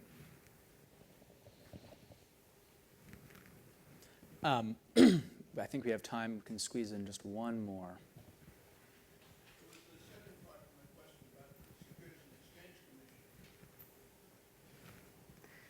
So I will confess to not being an SEC expert, so I'm afraid I can't. Do you want to repeat it? There was a second part to my question about the Securities and Exchange Commission encouraging companies, both large and small, to encourage information with their various forms and reporting requirements for corporations, especially those, well, small as well as large. Any SEC experts on stage? No, but I would say that I think the trend in crowdfunding and it's interesting because there's an intersection between the reporting requirements for crowd-funded companies that, with the USA Jobs Bill, and the ability of clean energy project finance companies to keep their own methodologies and their own structures somewhat proprietary. So for instance, with Effortless Energy, we were looking at crowdfunding the Home Energy Efficiency Finance Fund that we were rolling out to invest in home energy efficiency upgrades and then be repaid with the savings over time. But the level of disclosure required to do crowdfunding, even at the $500,000 level, was so too much for us, I think, to justify the marginal increase in capital we could raise. So it may not exactly answer your question, but it's certainly in this area and a way I've been exposed to the SEC rules. Well, that's going to have to be our last word. I'm very sorry for those who weren't able to ask questions, but we're already over time. So thank you very much for, again, joining us this morning, and thank you all for listening to us this morning.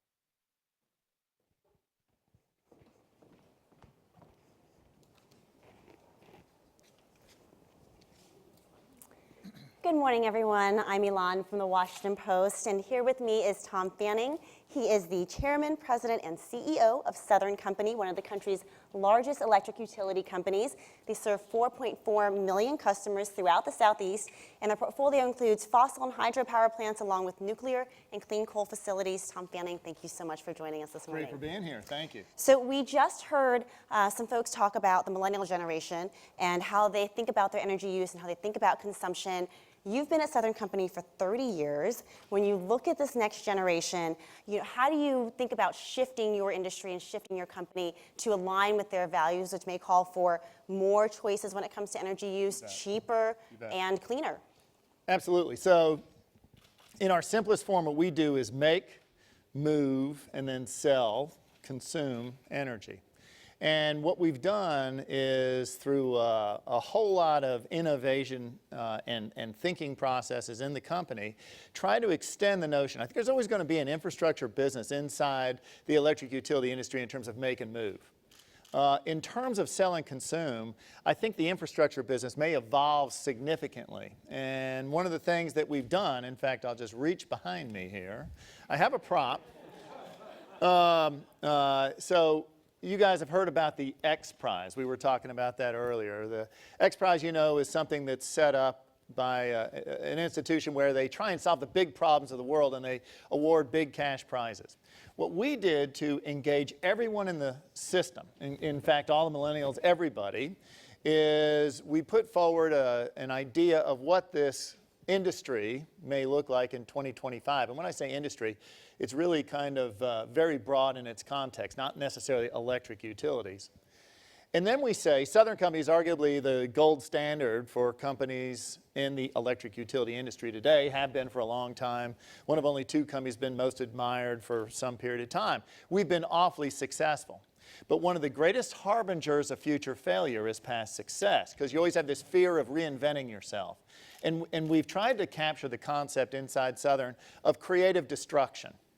And so we've asked everybody to say, okay, we'll argue, and we use this technology called MindJet, but crowd participation and a variety of other things. Let's argue about the future. We kind of developed a consensus, but we didn't even make people stay with that consensus view. And then we said, okay, bid to make Southern Company a thriving, not just surviving company in 2025 and beyond. This is the output. It's called So Prize. We ripped off X Prize completely. And we came up with a bunch of cool ideas. Some of the ideas are kind of far out. electric generating assets normally produce electricity. Well, in their off-peak period where they're not running, maybe we can produce hydrogen. I was at Aspen Ideas Festival. I'm going to be there, I think, next week. And I was on the stage extolling the value of electric transportation. Well, on the stage with me was Mr. Toyoda of the Toyota company, who was extolling the idea of fuel cells fueled by hydrogen. And so maybe we can take our electric generating assets and produce hydrogen. And then we say this infrastructure of the business that was otherwise make, move, sell, let's think about the infrastructure of the future. And so inside your home, you may have a solar panel. You may have a storage device in the basement. You may have a charging station. You may have, in a commercial sense, combined heat and power, backup generation. What about, you know, the Nest thermostat? We think that's pretty cool, right? This is an adaptive thermostat. Well, I'm kind of taken with the idea of not necessarily the adaptive thermostat, but, you know, I'm one of these guys that, in fact, I think I'm probably the only CEO in our industry who used to be a CIO. You guys know what CIO stands for. Career is over. So the idea of control technology, smart chips, being inculcated into every asset in your home worth $100 or more is not that far away. And perhaps the Nest thermostat, that today is adaptive, becomes the server for the Internet of Things and creates a whole new bow wave of energy efficiency. Anyway, all kinds of ideas like that. So what we've done, the long answer, short answer, the long answer is we've involved people in a process to think about the future and engaged everybody in the business. And we really try to turn that on. One more thing. I reach out to everybody. I have, you know, you've heard about an open door policy. I have an open email, open Twitter, open everything policy. We use something called tom.com, where we do real-time communications with people every day. And I get something every day from somewhere in our 26,000 person company. Real line communication, good stuff. So let's go back to solar power, which you just mentioned. Yep. Starting July 1st, Georgia residents will get more options for working with third parties to install solar panels in their homes. They can maybe even power their own households themselves. A lot of utility companies have been very wary of this idea of distributed generation. Where do you guys stand? Yeah, I don't think distributed generation is at all disruptive. It is a natural evolution of what has kind of traditionally been central station power, okay? Nuclear, 21st century coal, natural gas, renewables, energy efficiency. Distributed generation on its own is not at all disruptive, okay? What could be disruptive is the challenge that electricity industry has always faced, is that you can't really economically store our product.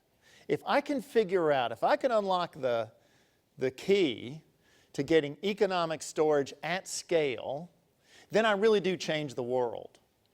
So here's my view. When I think about a normal evolution of our industry, you know, I always compare that to kind of having the waves on the beach. You can't keep the waves off the beach. In every element of corporate strategy, what I like to tell people is there are elements of defense, but there are elements of offense. You can't keep the waves off the beach. So you're diving into the ocean, is what you're telling me. No, you better figure out a way to win as the inexorable kind of progress of technology change occurs. We better find a way to win in every environment, and that's why we're in. You know, Georgia Power, the folks you just mentioned, we supported the law that permitted all this in Georgia. We're one of the biggest owners of photovoltaic solar in America, mostly central station, but we're promoting distributed generation as well. Look, if my customers want something, I want to be able to provide it for them. And I want to provide not just a solar panel, but this full suite of infrastructure that may be related to energy in the future. And as you mentioned, solar power is just one part of your portfolio. You guys are one of the few utilities in America that you say are committed to developing a full energy portfolio. That's right. That includes nuclear energy as well. There are 2 new reactors you guys are building in Georgia. You bet. Now they've hit a major construction milestone, but they are also significantly behind schedule, I think 18 months and $1 billion over budget. Why is this still an important investment? Oh man, it's a piece of cake. I think our nuclear projects, when they are completed, will be deemed to be the most significant industrial mega project successes in American business history. When will they be complete? 2019, Unit 3, 2020, Unit 4. And let me make sure we get this out. And we were talking about this before, so I'm not harping at you. What you always get in the media, oh, they're behind schedule and they're over budget, okay? The schedule has changed, okay? Costs have gone up. But you know what? The benefits that we have brought to the project have vastly exceeded the costs. So yeah, costs are up. Benefits are way up. What are the benefits that are way up? Well, wait, let me dimension it first, and I'll get to it. Okay. When this project was approved in Georgia, we thought that it would provide about a 12% price increase to the citizens of Georgia Power Company, okay? Because the benefits have exceeded the cost, even in light of the schedule changes, we think now the price increase is not 12, it's going to be between 6 and 8%. The net cost to customers has actually come down. Most underreported thing in the world, but that doesn't make good press. This thing is going to be fantastic. It is emissionless, it is safe, it's not in a seismic sensitive area, it's not on any coastline. And my sense is, it is such an important issue for America. Nuclear is a dominant solution among the portfolio. When President Obama says we need all the above, sports fans, there is one company in America doing all the above, it's Southern Company. I'll stop. Nobody else. We want to hear your questions as well for Tom Fanning. Ring it. CEO of Southern Company. There are a couple of mic runners around here. I'll let them queue up, and I'm going to ask you one that we received in advance via email, which is, with natural gas so plentiful that facilities for exporting it are being built, why is it that I do not see any reductions in the price of gas for consumers and homeowners? If you lived in our territory, you would. How much? So during polar vortex 1 and 2, this is in 2013, I guess, right? Yeah, 2014. Polar vortex 1 and 2, 2014. We saved our customers around $125 million during just those periods of time. We were able to fuel switch. One of the benefits we have of a full portfolio, it's just like you own stock. Let's just put it on those terms. Everybody here owns stock, right? Everybody here owns Southern Company, right? Okay, you should. All right, now. My son, 26 years old, manages all my kind of private money. I mean, now you say short Southern, right? But even he, 26 years old, even he, who loves to make big bets, makes a diversified bet. He picks this one and this characteristic and that characteristic, and we make a balanced kind of offering no matter what kind of economic conditions may present themselves, that will do okay. It balances risk. If all you think about are single silo bets, you are taking enormous risk because the nation's energy markets are so unpredictable. You must spread your risk. High capital cost, very cheap energy is nuclear. Nuclear produces energy, we think, at about $1 per million BTU. The coal plant we're building in Mississippi, we're taking native Mississippi lignite, gasifying it, we're taking out CO2. So it'd be that plan is also over budget, behind that schedule, one's a little bit of a tougher issue. That one's a tougher issue, but let me finish. The coal plant, we're taking 65% of the CO2. From a carbon footprint standpoint, that plant is cleaner than natural gas. Okay? We're producing more, we're producing more domestic oil.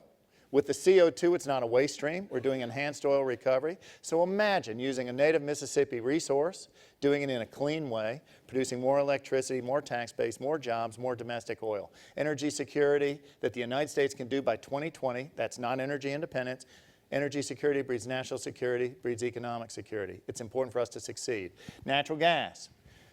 My stuff's out there on the internet, right? So go Google it or YouTube it. I'm all over the place talking about this. I'm giving you the short stuff here. We're the 3rd or 4th largest consumer of natural gas in the United States right now. We used to be 70% coal. Now we're about 32% coal this year. We used to be 16% natural gas. Now we're going to be about 48% natural gas. Natural gas is more volatile, even though it looks cheap right now. It's not predictable in the long term. That's why you need these other resources, okay? Renewables. We're one of the largest photovoltaic investors in the United States. The solar industry themselves called Georgia Power Company the investor-owned utility of the year last year. Energy efficiency, one last thing. Energy efficiency. A lot of my brothers and sisters in the industry are a little scared of that because that means, oh man, use less. Garbage. It does not mean use less. If I can produce my product more efficiently and cheaper, think about the folks I serve. 46% of the families we are privileged to serve in the Southeast make less than $40,000 a year. And I guarantee you those hardworking families make tough kitchen table economic decisions every day on a relatively fixed energy budget.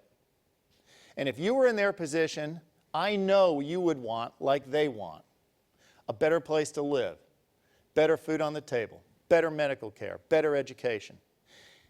Energy is so central to providing an excellent standard of life to people that as they live in better places and as their standard of life progresses, they will consume more energy. If I make it efficient and cheaper, they will consume more, and it's a gateway to a better life. All right, I want to hear your questions as well. Here's one, Mike. Yes, sir. So what are you doing about nuclear waste? Okay. It's not nuclear waste. Okay. Let's Calling go it through. something else is what you're doing about it. No. We're doing a lot more than that. So here, let me give you the facts. And in fact, it's kind of funny how that language has progressed. That's actually very old language. It's not nuclear waste, and it's not spent fuel, it's used fuel. About 70% of the energy remains in the rods that cease to be in production. And did you know that if you took all of the spent fuel in America, it would fit physically on one football field? Now, I think what's in people's minds is this enormous problem. We have enough on-site capability at our nuclear plants to store that fuel indefinitely through dry cask storage. I have actually been in Yucca Mountain. I went in the mountain, okay? It is something we can do as a nation. That's easy. But I think the higher calling is to reuse the fuel. I think down the road is reprocessing. And in fact, I just spoke to Energy Secretary Ernie Moniz's his senior advisory group at the Savannah River Nuclear Plant. We were in Aiken, South Carolina, actually. And they were touring that facility. The United States can take advantage of this fuel and reprocess it down the road. We're not going to do that in the near term. In the near term, the answer is to store it safely. Piece of cake, we can do that. And I think the barriers that we've put up to things like Yucca Mountain are unreasonable. This is a situation where for the bridge, we can store it, longer term, reprocess it. All right, another question here in the front. Yes, sir. Oh, wait, hold on. Wait for the mic, please. You're obviously pro-nuclear, and earlier you had mentioned hydrogen production. Yes, sir. Nuclear. And so, since you started that, how about nuclear desalination, for example, and also nuclear ethanol production, and also perhaps district heating, since you have nuclear district heating, quite a bit of it in Europe. Sir, you could have won one of these SoCal deals. One of the winners, the name of the group was Water, Water Everywhere. Let me just spend a little bit of time on that. I think you raised terrific points. Nuclear is such a valuable resource. It'll run all the time, and it has tremendous value as an energy producer. And it also, if you think about the variability, particularly of intermittent resources like wind and solar, then you need baseload things that will run all the time. But it is absolutely clear we can produce hydrogen with a nuclear application. But desalinization, I think, is such an important issue. So let's talk about the state of Georgia. I believe this to be true. It is the only state in the United States whose water originates solely within its borders. Unless we can move the border about 10 miles north, we'll get into the Tennessee River. But failing that, all of our water originates in the state. I think, and at one time I was chief operating officer, and we have research and environmental affairs there. We're the only company in America that does proprietary robust research and development, by the way. We're the only company doing water research to minimize water in energy production. But further than that is play offense, just as you suggest. And one of the things we can do is desalinization plants. So let's think about a way to create more water and send it up into northern Georgia. It alleviates an environmental problem. It helps an economic development problem. And oh, by the way, it leverages electricity assets. It's a terrific thing to do. One thing about ethanol production is that 50% of the energy in ethanol production happens at the ethanol plant. And so nuclear is also very well suited for cogeneration for ethanol production. Yeah, I don't know as much about ethanol, but the other two I'm right with you on. Let's talk, And I'm not disagreeing. I'll check it out. Thank you. let's talk about your shareholders for a moment now. Now, some of them have put pressure on you guys to set a target for reducing your carbon emissions. You bet. Do you guys plan to set a target? Is that in the future at all? No. And here's the deal. Let me explain that. No one has done more in my industry than Southern Company about carbon. Think about it. We're building new nuclear, no carbon emissions. We have bet a lot of money and lost a lot of money, but we're still putting the money out there to build a coal technology that's cleaner than natural gas. We've made an enormous shift to natural gas. One of the leaders in photovoltaic solar, recall I'm not saying thermal solar, and I'm not a big fan of wind, sorry for the pun. Wind has its place, it really does. I get wind. There's not the climate in the Southeast that really promotes big scale wind, okay? And then energy efficiency. Southern Company, remember there was this Waxman-Markey bill that was trying to get through Congress that failed? I think Waxman-Markey said you got to reduce your carbon emissions by 18% from 2005 levels by 2020. We're already down 26%. We've done more than almost anybody in our industry. And maybe you'll find some people who have done more, but that's only because they're small. We're really big. From an energy production standpoint, Southern Company is a little bit smaller, but reasonably kind of compared to the nation of Australia in terms of energy production. For us to make that shift is enormous. We have really turned the aircraft carrier to the betterment of all of our citizens. What kind of conversations have you guys had with the EPA over their plans later this summer to introduce new rules around carbon emissions? Yeah, absolutely. The whole industry has been engaged. And, I'm vice chair of our industry group, Edison Electric Institute. And I think we've had constructive conversations with the Clean Power Plan. My issue, and I've been public on this, and it's been widely reported, my issue with the Clean Power Plan has nothing to do with carbon. It has to do with really the kind of harmonization of federal versus state law. That's really my issue. Look, we've already done more than what many people would have required under past legislation. We run the nation's only carbon capture research center in Wilsonville, Alabama. There is one in the United States. We run it on behalf of the DOE. There is one company in America today doing pre-combustion capture, post-combustion capture of carbon from any effluent stream. One company does that. It's Duke. our company. No. Sorry. All right. You're really easy. Question from the audience now. Let's take this one and then we'll come to you. Yeah, but just let me finish that off. Excuse me. Let me just finish off. I don't need to set a target. I'm already way ahead of what otherwise would have been set for me. Besides that, we got these final rules coming out from EPA here, we think late July or August. We'll see what that is. Why set a target in front of something that's going to give it for me? So.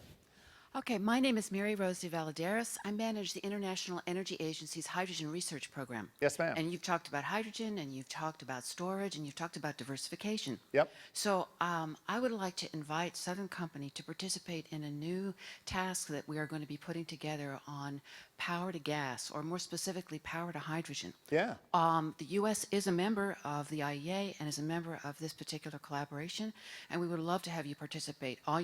All you need to do is give us an expert and just keep paying them. Dr. Larry Monroe. Brian Anderson right here runs our Washington office. We'll make sure that happens. All right, we'll let you guys connect offline after the program is over. So we'll throw this question over here. Let me just throw that out. Dr. Larry Monroe was called out. There was a ranking of influential members of this industry over the last 25 years, the top 25. He was number 16, I think. That's the guy that runs our research and development. Question over here. Can you speak to Southern Company's efforts to address cybersecurity and its impacts to the grid, and your efforts to educate lawmakers about what you all are doing? Yes, sir. That's a fabulous question. So just so happens, so I remember CIO background.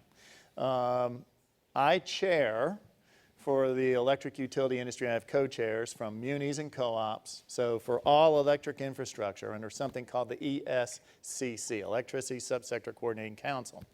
The Department of Homeland Security has segmented American commerce into 16 pieces, if you will. And each of the 16 pieces, the subsector coordinating councils, are responsible for devising strategies to protect America from cyber terrorism, physical terrorism, and natural disasters, Sandy, Katrina, things like that. So I chair that effort. There's been a report given to the president from a group called NIAC. If you're in government, everything's an acronym, right? The National Infrastructure Advisory Council has made a recommendation to the president.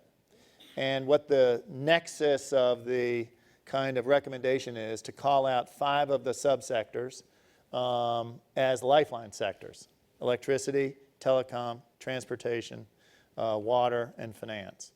And what we're doing is working to think about harmonizing together, led by the private sector, collaborating with the federal government and with state and local governments and with international, ways to harmonize this idea about standardizing technology, systems, information sharing regimes, setting up efforts to drill on natural disasters so that we understand our responses to and everything else. And I think the other thing that we're leading is this idea, Congress, believe it or not, we can talk about Congress being frozen and the administration difficulty dealing with them and everything else.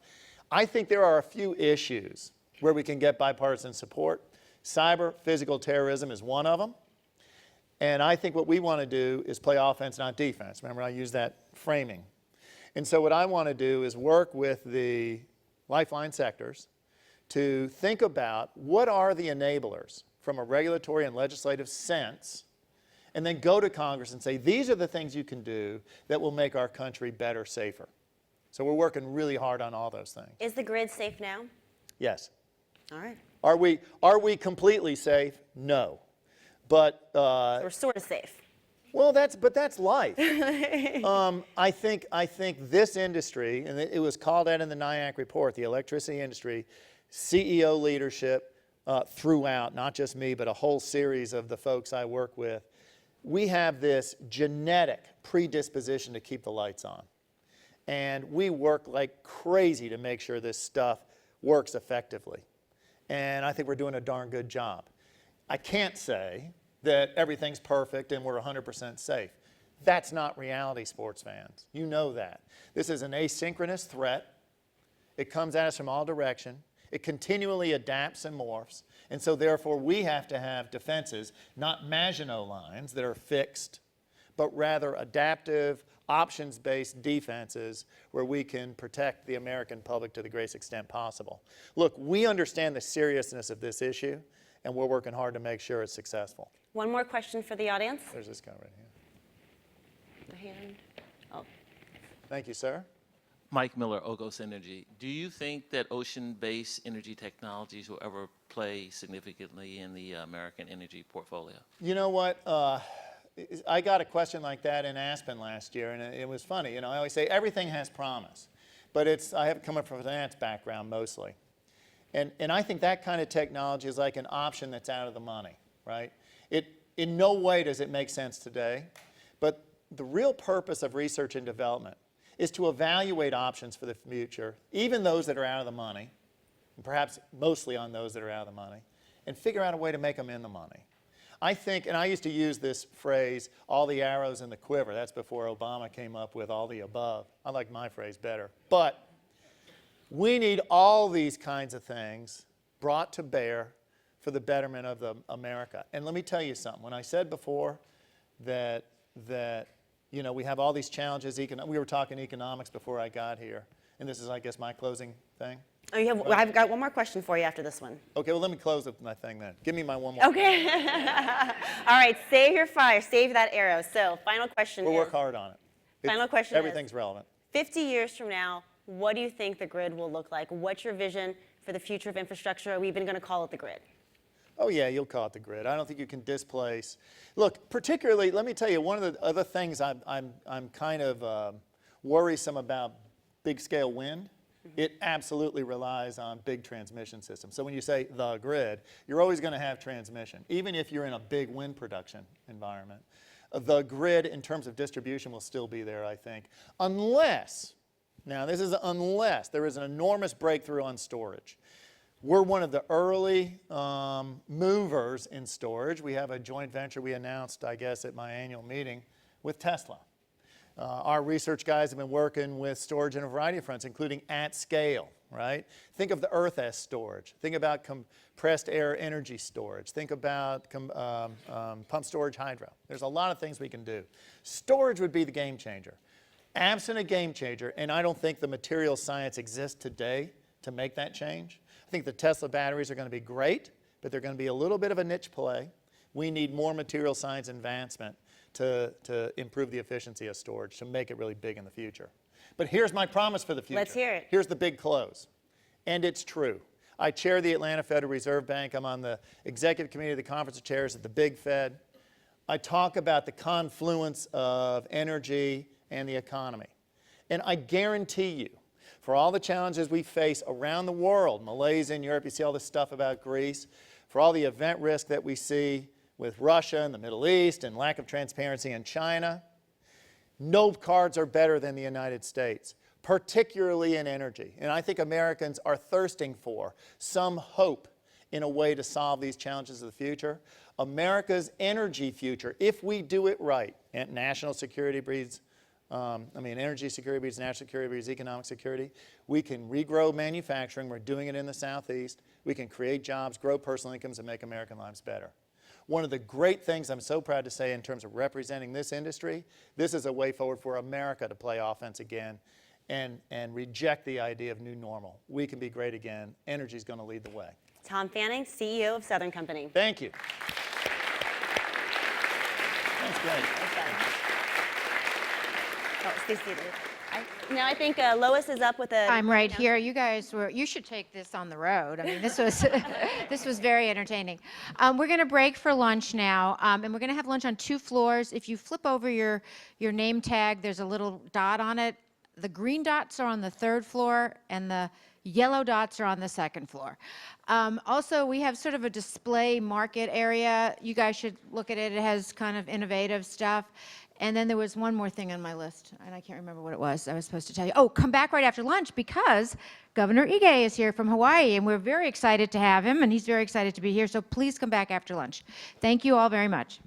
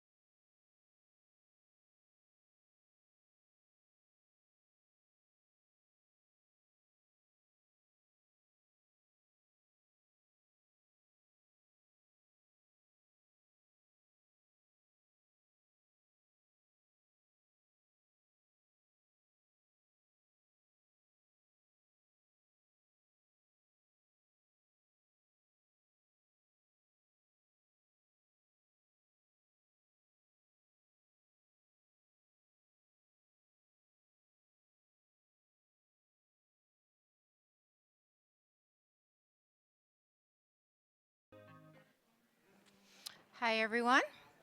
Welcome back. And for those of you who are just joining us on the live stream, this is America Answers by the Washington Post, and we're doing it today on energy and how we power our cities.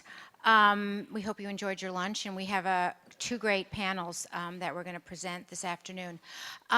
Before we get to that, I'm going to take a couple of minutes and thank our presenting sponsor again, WGL.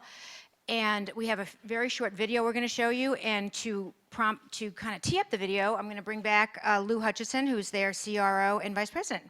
Come on up here, Lou. Thank you. Thank you. Thanks for having us back.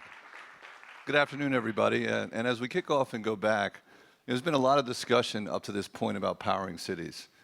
We've done a lot of discussion about some of the challenges that are faced from integration of distributed generation, renewable generation, traditional power, demand-side management, and how we are going to come together and collaborate in order to deal with public-private partnerships to address some of those challenges. At WGL, for the last 165 years, we've dealt with challenges in the city with our utility in terms of natural gas infrastructure.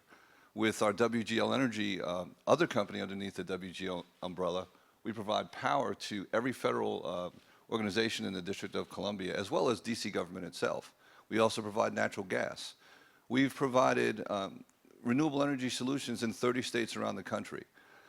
The video that you're going to see is a representation of the integration of solutions that deal with powering cities throughout the country and how we've dealt with powering those cities through a concept that we call distributed impact, addressing the challenges of distributed generation, the challenges of distributed energy, and the challenges of collaborative partnership to achieve a solution that will power our cities going forward. So please enjoy the video.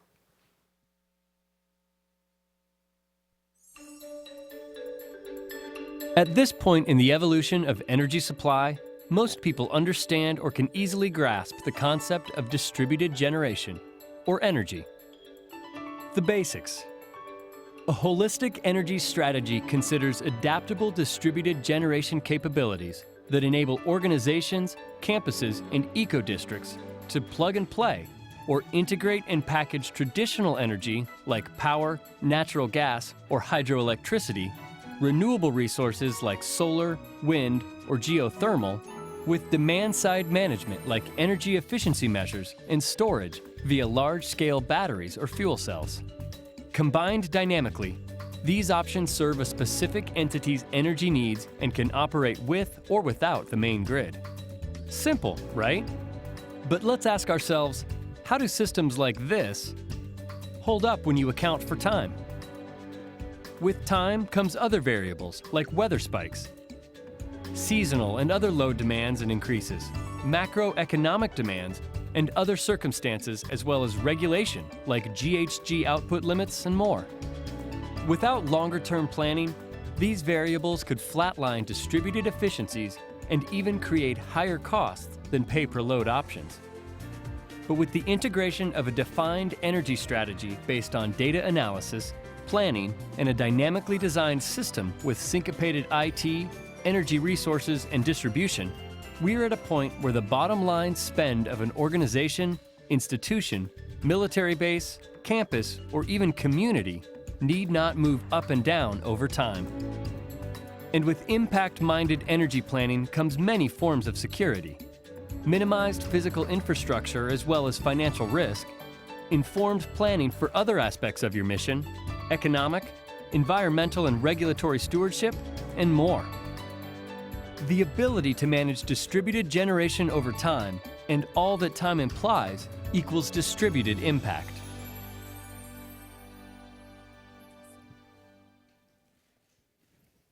Hello, everyone. I'm Chris Lizzo of the Washington Post. I am on stage with three people, two of whom I've known before, and one of whom was the mayor of the city that literally everyone I'm related to lives in. I'm going to start from to my direct left. Laura Miller has really a fascinating career, honestly, which I knew about prior to meeting her in person. She was on the, do we call it the good side or the bad side? She was on the good side as a reporter for a very long time in Miami, Dallas, and New York. She was on the Dallas City Council. She was the mayor of Dallas. and she is now, I want to make sure I get this title right, the current director of Texas project for the Seattle-based Summit Power Group. To her left is Haley Barbour, who has done many things in politics. 8 years as the governor of Mississippi, an RNC, a Republican National Committee chairman. I didn't know this, dropped out of college to work on Richard Nixon's presidential campaign and later served as political director of the Reagan White House. Governor Barbour is, if you look up Republican in the dictionary, you got picture Governor Barbour, and he is one of the most, that's been a good and a bad thing over your life, and one of the most sort of genial and I think friendly and reasonable politicians who have been at this a very long time. To his left, to my far left, yes, appropriately, or position them ideologically. We have it planned to a T. Is Carol Browner. She was President Clinton's EPA administrator, President Obama's energy and climate change policy director, and today she is both the policy and business senior fellow at the Center for American Progress and a senior advisor to the Albright Stonebridge Group. Did I get all of that basically right? Yes. Okay, good. That's good. That's impressive. I can pronounce your names right. That's what I always count for. We're going to talk about energy with all three of them. Governor Barbour, though, I can't not ask you, and I know you talked about it this morning, but obviously the big conversation right now, Governor Nikki Haley in South Carolina yesterday made an announcement about her desire to have the Confederate flag removed from the state complex. You were on Morning Joe this morning. I have your quote. You said, "I am not offended at all by our flag," the Mississippi state flag, which does have the Confederate logo, or the Confederate flag for that matter, but some people are. Now, the Speaker of the State House, a Republican in Mississippi, said last night we need to consider the possibility of changing that logo on the flag. Tell me why you stand where you do, which is increasingly not a position held by most prominent Republicans. Well, look, my position is very straightforward. South Carolina should decide how they want to decorate their state capitol. It's not for the Washington Post or for NBC. It's for South Carolina, and they are making a decision, apparently, that because if you saw the news conference, it wasn't just Governor Haley. No, not at all. It was both senators. It was a bunch of Republicans, a bunch of Democrats, white, black. So they're making a decision that they are going to take that flag off the Capitol grounds. Mississippi's Speaker of the House, a Republican, said yesterday he thinks Mississippi has got to consider that they've got to, as he said, we need to start a conversation because the flag is offensive to some people. I think that was the stimulus of why I was asking, was it offensive to me? Right. It's not offensive to me, but it is offensive to some people. And it's a serious discussion. We did this 15 years ago in my state. There was a group who wanted to change the state flag and had a referendum. And the referendum, the old state flag, which has been our state flag since 1894. This is not something that was stimulated by the civil rights movement in the 1960s. It's been our state flag for 120 years. The flag was that people voted not to change it. Now they're going to look at that again. And that's where the decision ought to be made in Mississippi. And you would be in favor of another ballot initiative if the people were supportive of that? Unless the legislature decides to do it themselves. Okay.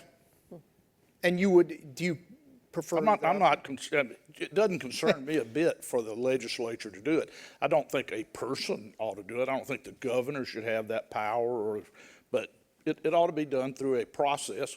The state legislature made this the state flag in 1894. Right. So at least the legislature ought to undo it if there's not a referendum. Okay, I appreciate it, and thank you all for your willingness to listen to that. I was just what do you think? I was just interested. Well, I'm just thinking about what kind of electricity there was. Yeah. But I think the next question for you should be, when are you going to announce for the presidential? Because there's so many. My political future is behind me. Both of ours. I was asked today, well, why don't you say what you're for? And I said, because I realized the last thing the governor wants to hear is, well, the old governor thinks we ought to do so-and-so. Well, the way we used to do it, let me bring it to energy, and I want to bring it to the Pope. who put out a 184-page document on climate change last week. And I want to quote, because I thought this was fascinating. The Pope, obviously we know it's a somewhat political office, right? But not sort of seen as above politics for most people. But there was a lot of political understanding in this document. I'm quoting from him here. And Carol, I want to start with you, and we'll go this way toward me. Here's what he said. The myopia of power politics delays the inclusion of a far-sighted environmental agenda within the overall agenda of governments. Essentially that we do government by triage. We sort of whack the gophers that pop up, and the ones that are longer term and doing us real damage, we don't handle. You've been in government. Is that an accurate description? And if so, how do you change it? Well, first, let me just start with saying, as a lapsed Catholic, I think the Pope is awesome. I think what he is doing on pressing issues, whether it's within the church or outside of the church, is quite significant. I think that he decided to have an encyclical on the issue of climate really drives home the fact that, yes, it's an energy issue.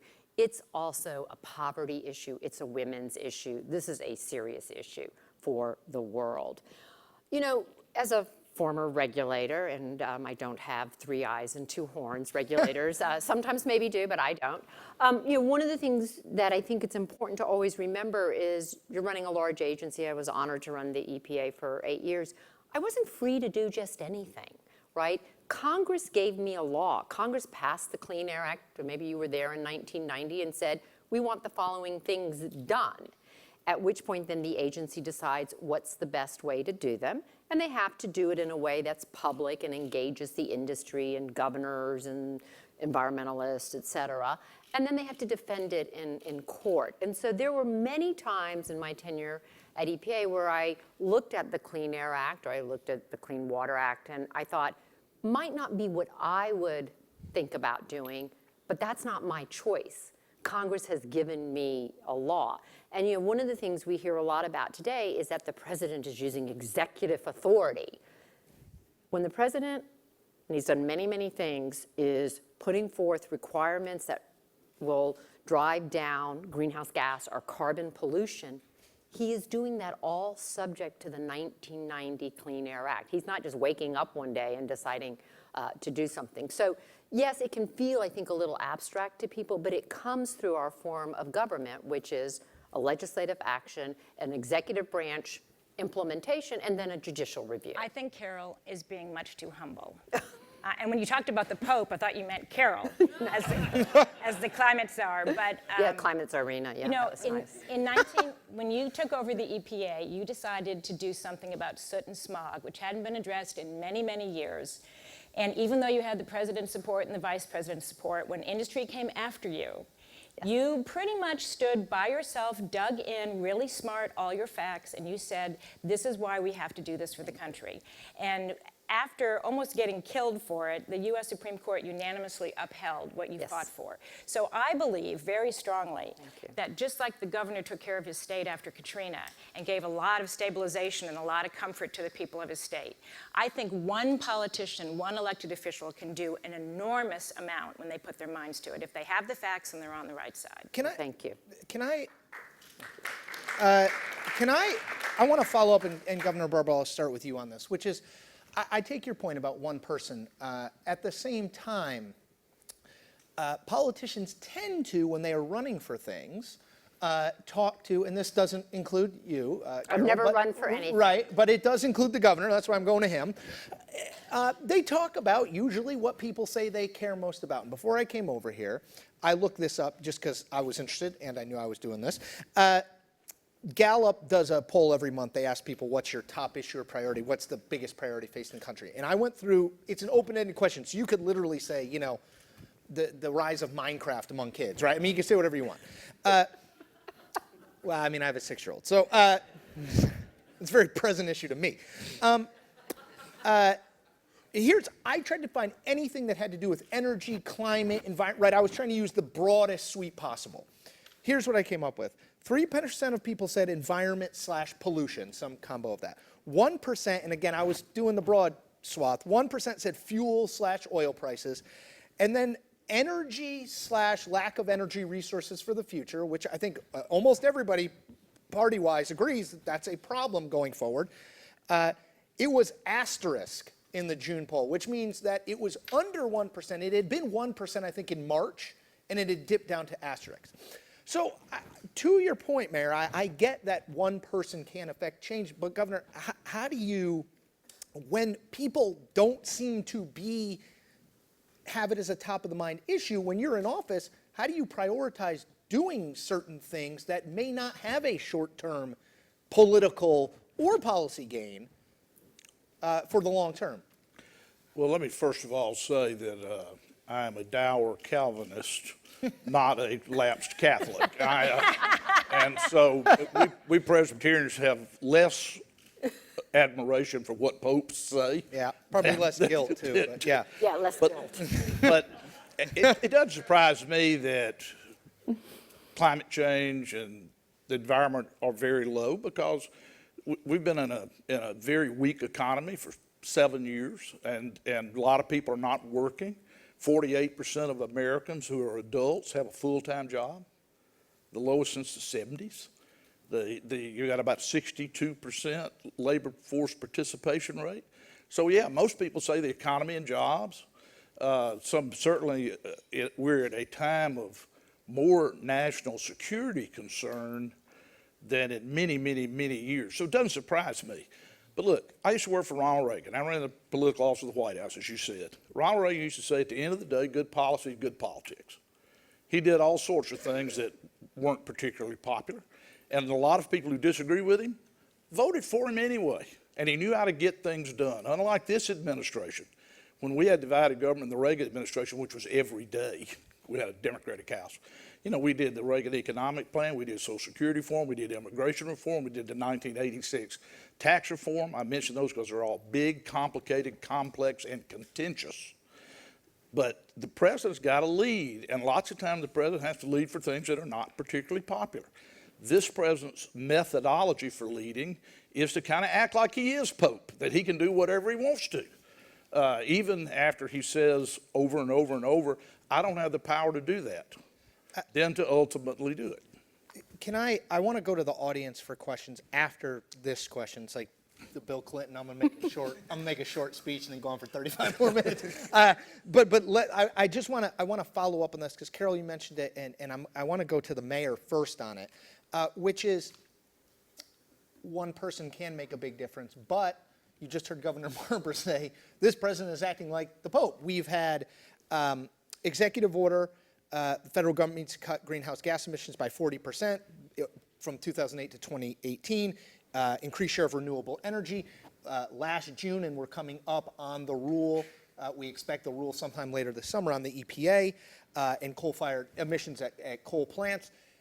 This is not something that you have Republicans, whether they're governors or whether they're in the House and Senate, saying, that seems like a good idea. So how do you find common ground between these things happening in the way they are and sort of good policy making good politics? How do you reconcile the fact that the president is acting, to Carol's point, I guess she would say acting because that's all he can do, or he's acting within the limits of what he can do, but how do you reconcile Republican opposition there? If you take out politics and you just look at the facts are that most Americans realize that the planet is warming and that humans are helping that to a great extent. And so even in a place like Texas, where, as we all know, our elected officials like to sue the EPA, we also have the largest municipally owned electrical utility in the country, which is the city of San Antonio.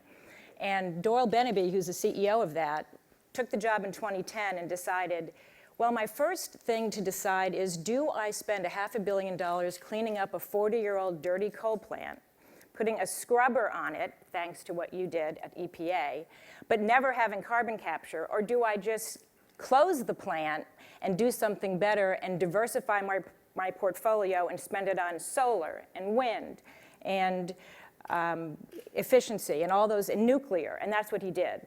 So we have a very progressive city that is currently got 9 solar farms that are being produced in Texas, who is actually, city of San Antonio is buying our power. We are developing a power plant in West Texas with coal gasification, which means very, very low emissions, and we are capturing 90% of our CO2. It'll be the first power plant in the world that captures 90% of its CO2, a new construction project. And San Antonio is buying our power and shutting down a 40-year-old dirty coal plant. So I think it goes beyond who is the president, or who is the governor, or who is the mayor. I think it comes down to our kids, our age. My kids are going to make sure that we tackle climate change. And so we'd better join in now and help them out. And all of us have done a lot toward that, to just diversify, have a better energy portfolio, and do what people want. They're not my age. Let me correct that. Okay, go ahead. Wait, two points and then we'll go to the audience. The mayor's example of San Antonio is like spot on, because this has to happen at all levels. If we're going to change our energy system in this country, it's not going to be simply because of an EPA regulation or a new law from Congress. It's going to be because local governments make decisions, because businesses make decisions. But I do think it's really important to on the power plant rule, which will be announced later this summer, where EPA will put restrictions on carbon emissions from existing power plants. The Supreme Court has already upheld this authority. And once they did that, EPA had to start regulating. And the first regulations I was proud to be a part of were cars and trucks. And they were done with the industry, and they are fully supporting those regulations. There is no reason why this next round can't have a similar feel to it. And governors in the next round will actually write the individual state plans. Now, on carbon, on carbon, it is a complicated pollutant, because unlike ones we have dealt with historically, unlike the ones that drove Richard Nixon to create the Environmental Protection Agency, you were probably in there arguing for it, right? Back in the day. I was too young then. but he created it because people said, you know what? The Cuyahoga River's on fire. You could see the pollution, you could touch it, you could feel it. The problem with carbon is if we wait till we can see it, feel it, touch it, to the mayor's point, it will be too late. And so we've got to get going on this if we're going to have a reasonable shot at doing things in a common sense, cost-effective manner. It is doable. Governor, I saw you raise your eyebrows. You have the last word on this. Yeah, well, just as a governor, EPA's Clean Power Rule goes far beyond regulation in the traditional sense. It essentially takes over energy policy. My Public Service Commission, elected independent of me as governor, they didn't and don't work for the governor. They are the ones that have designed our energy system. It works very well. We have low rates, but they're going to be forced to create a new set of standards because of EPA. They're going to be, and the EPA will effectively control electricity policy, not just pollution policy, electricity policy, and it's going to make the costs go up. Let's not, a lot of people sitting here probably haven't thought about, last year energy prices in the United States collapsed. Electricity prices went up 4%. At a time when the fuel was going through the floor, we had the biggest increase in electricity prices in the modern era, maybe since we started. It went up 4%. What would it have done if we had a typical year with energy prices? Why did it go up? Well, according to the Washington Post, because of regular... Unimpeachable. Impeach is a bad word around us guys that have been elected. But your own newspaper has made the point. It's been regulatory impositions, and it's been government policy that's driven up these costs. And now, the only thing that the customer wants more than low, affordable rates is reliability.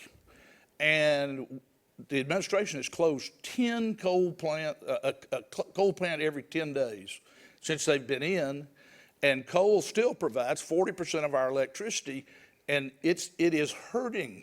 It is threatening reliability. But the mayor, we need to have more coal plants. Very quickly. The governor and I have something in common, though. Because we're both oil-rich states, we happen to have the two best new construction coal-fueled plants that are capturing carbon, and they're going to be used to bring up more oil, which is a good thing.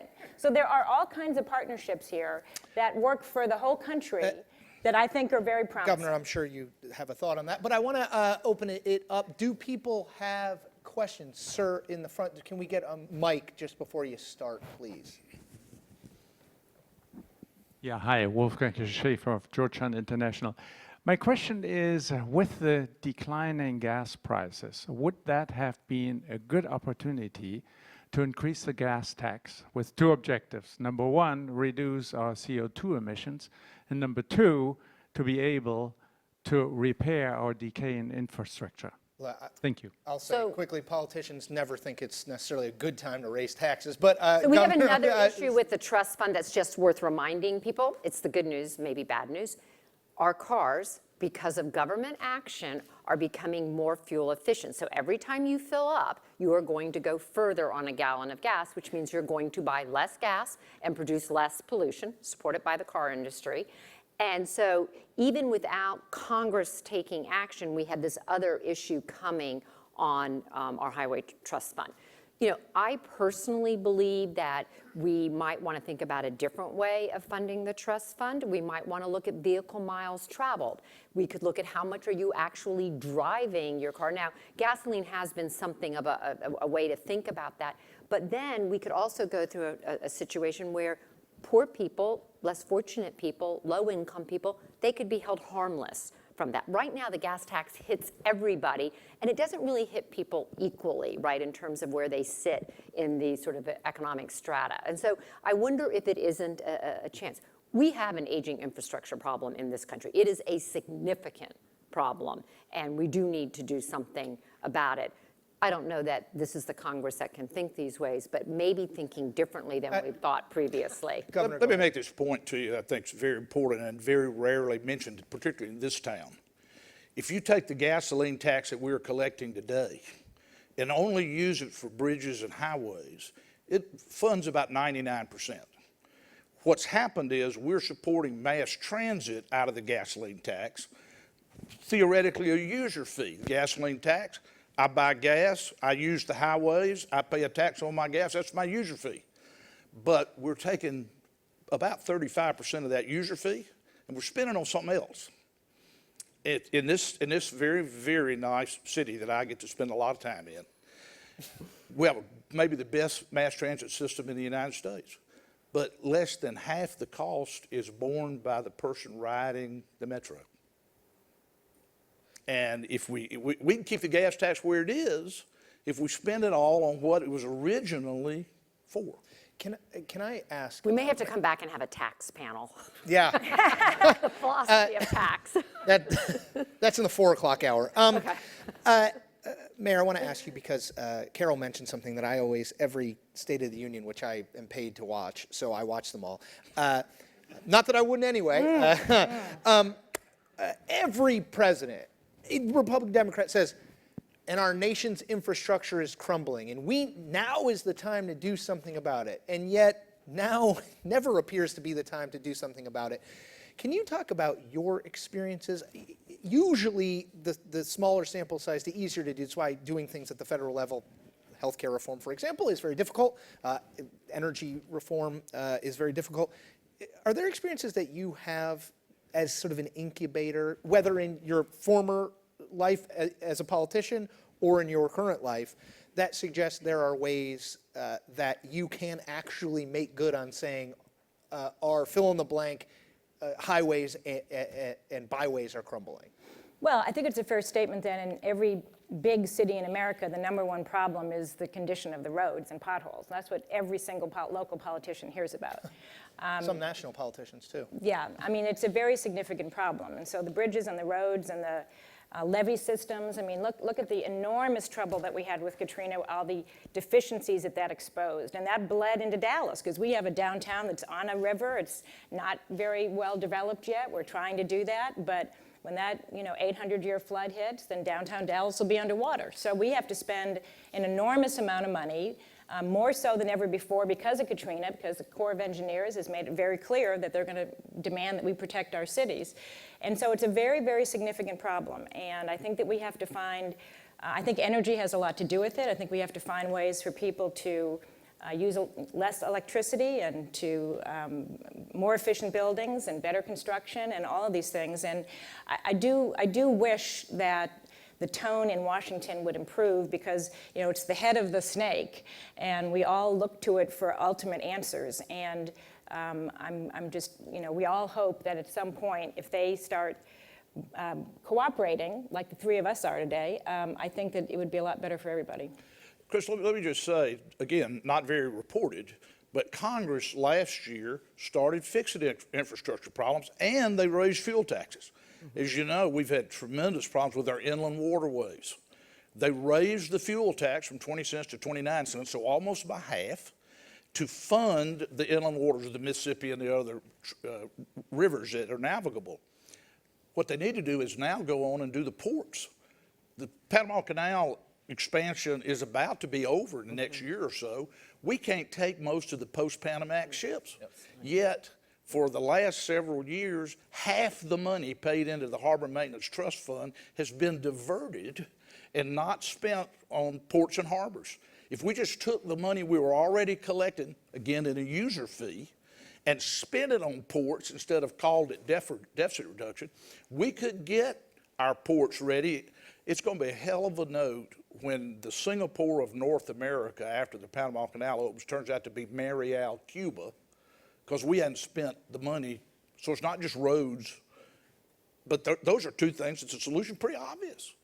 But I think because we're talking about the different branches of government here, I think it's real, and maybe people know this, it's worth noting, this is Congress that's doing this. Congress is deciding to go into trust funds. Sure. Now, I don't necessarily have a problem with it, I know you do, because I think that Congress is free to make these kind of budgetary decisions.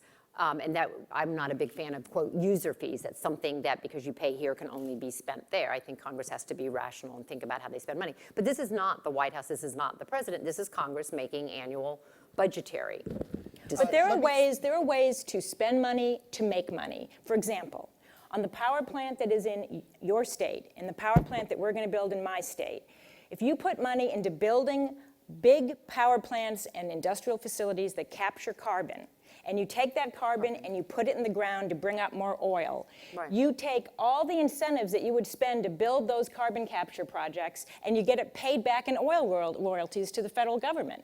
And so it's a wash. We have half the country has old power plants that are fueling our economy, and we have got to put carbon capture equipment on all of those facilities. But you can do it and not just have it be a loss expense. You can do it and put it in the ground and bring up oil. Well, then that raises the question, why is it not being done? Because we don't have a cap on carbon.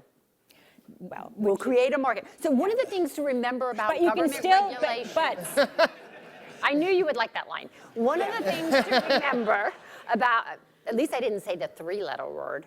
One of the things to remember about government regulations, and I can give you examples all afternoon, which I won't do, is every time you set a requirement for someone to reduce their pollution, you create a market opportunity. Someone has to make the solution. Someone has to make the widget. American ingenuity and innovation rises to the challenge and finds a better way to solve a pollution problem every time the government says. Catalytic converters. Catalytic converters is a great example. Governor, I want to talk about your state in particular, in Kemper, with this huge plant being built by Southern Company. Over budget and late. It's supposed to cost about is this Vogtle? $4 billion. No, Vogel's the nuclear plant. Yeah, okay, I thought that's it's a clean coal plant. Clean coal. And it's costing about $6 billion. Right. I think it has to be said, importantly, the ratepayers nor the taxpayers will pay for that. The company is paid to cost overrun. But what does that plant was, at least by some, seen as sort of, this will be the shining example of how this can be done. Can it still be that, given the overruns? I don't think there's any question about it. It's going to be more expensive than we thought, but mostly because of design issues. And we can go into that. They don't care about that. I don't blame them. But it does capture carbon and sells it into the oil field. The problem, Carol, with mandating that by the government is that most power plants are not going to be located where you can sell it into the oil field. But it's not mandated. It's a solution. Well, if they choose it. No. You said the government should mandate carbon capture. No, I said, no, I didn't say carbon capture. This is really important. I said a cap on carbon. In other words, we have to reduce the amount of carbon writ large in the atmosphere. And sometimes it might be carbon capture, and sometimes it might be energy efficiency, and sometimes it might be clean nuclear. Very importantly, there are places in the United States where this works, because the oil field is close by. The other caps that she's talking about, that's why we have the largest increase in electricity rates last year when fuel prices were going down. Again, don't take my word for it. The administration's policy has been to drive up fuel prices. One more defense very quickly, of and I want to get Kemper. one more question. The first projects that actually capture the carbon instead of letting them go up into the sky are going to cost more money. And once you start doing more of them, it'll be just as expensive as any other plant that's ever been built. Okay, so I think Just it's really like important. catalytics on Can I cars. just clarify something here? The administration has proposed requirements for power plants to reduce their carbon emissions. They have not finalized those. That's this summer. That's this summer. What they have finalized is a requirement for power plants that emit mercury, which is a neurotoxin. Remember Madden, the Hatter, and Alice in Wonderland? To reduce the mercury. There are costs associated with taking a neurotoxin out of the air. So when we talk about, and Governor, I am not familiar with the cost increases you're talking about, whether those are averages or whether there may be some site-specific things there, I don't know. But there is not yet a requirement on power plants to reduce their greenhouse gas emissions. There is a requirement for mercury.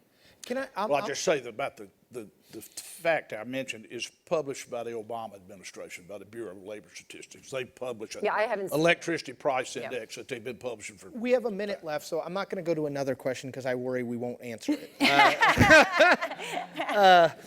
But I will ask this, is we talk about cooperation, we talk about solutions that can happen, but the truth of the matter is, in my 30 minutes of analyzing the three people on the stage, is there are significant disagreements, I don't want to say on the facts, but certainly on approach. So give me in 10 seconds or 15 or 30 seconds, we're going to start with the mayor, give me a reason for optimism that Washington or not, that there is reason to hope for cooperation as it relates to alternative energy sources. Because every single day, more people realize that we have to stop putting carbon in the air. It's just a fact.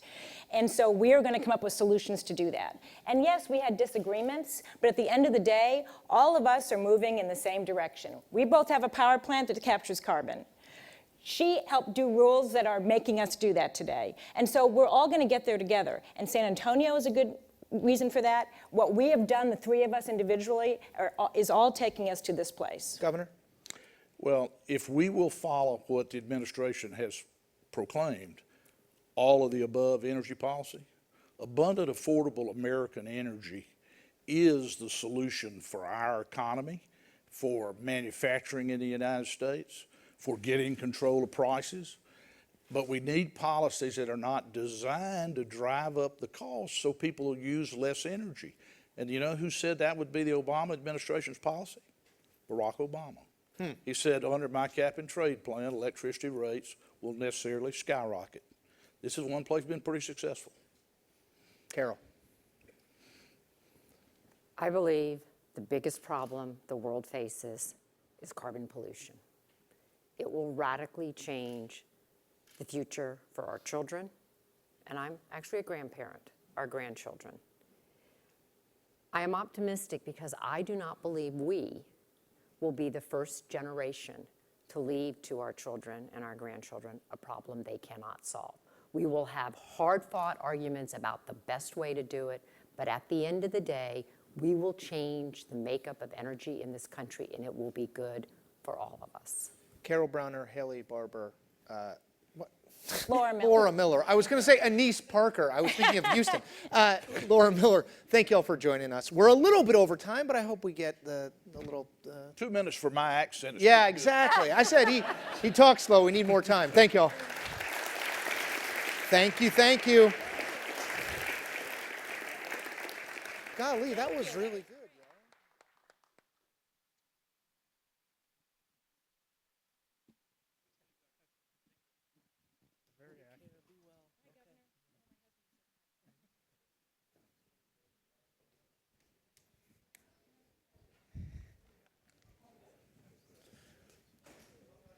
Hi there, welcome to the last panel of the day. My name is Jim Tankersley, and I write about the economy for the Washington Post. I'm delighted to be here with Governor Ige from Hawaii, who has come a long way to tell us about the progress that his state hopes to make in becoming the first of the states to go 100% fossil-free in its electricity mix. So, Governor, thanks for joining us. Oh, thank you very much for the invitation. I'm excited to be here, participating on this panel. I would like to note that the Washington Post does not have Hawaii on their map. So I'm here to try and put Hawaii on the map. And I would like to note that we are, sadly, we've been compressed on time, so we're going to have to skip our scheduled 5-minute discussion on the state flag in Hawaii. But we instead are going to jump right into questions about energy. Sure. So, Governor, walk us through. You have set, you and your legislature have passed a goal to make your state carbon-free in its electricity mix. Walk us through how that happened and how in the world you will get there by, is it 2045? 2045, 30 years from now. So it's not so far in the future that it's far-fetched. You know, I do think when you live in an island community, you definitely are more aware of the challenges of what that means. We're the most isolated community on the planet. We have a totally isolated grid. I know a previous panelist had talked about Georgia being the only state that is self-sufficient in terms of water. Absolutely incorrect. State of Hawaii needs to be self-sufficient in a lot of different ways. We're not part of the national grid. We have our own water, and so the community collectivism really believes that this energy is important. In 2007, we committed to clean energy future in general, and this past session, we set the goal at 100%. You know, it makes sense to us. We've been on this path to self-sufficiency. I do think that there are a couple things that are unique to Hawaii that drives it. First is that our energy cost is the highest in the country. You know, we pay 37 cents per kilowatt hour, much higher than anybody else. So a lot of things become economically viable, and you know, and for us, renewables actually today reflect the energy cost savings, a reduction in the cost of electricity. So it becomes very attractive. Well, maybe you can tell everyone about how you will get electricity. Until about 10 years ago, you were importing mostly fossil fuels, right? We probably, when we started this journey, we were 90% or so dependent on fossil fuel importation. It's about $5 billion, $6 billion. So for us, it's kind of the economic side of it. If we stopped sending our money out to buy fossil fuels, we could keep it and invest it internally. We obviously have the most at risk in terms of sea level rise. I mean, we're an island state, and as the sea levels rise, it becomes a bigger issue for us. So we definitely were ahead of the rest of the country on both of those issues because they definitely impact us differently than anyone else. Now, you all have had real success in implementing rooftop solar installations, correct? But there are some frictions there. Well, you know, there is a lot of unknowns. You know, I'm an electrical engineer by profession, so I'm probably a little bit different than most governors, and I maybe understand it a little better.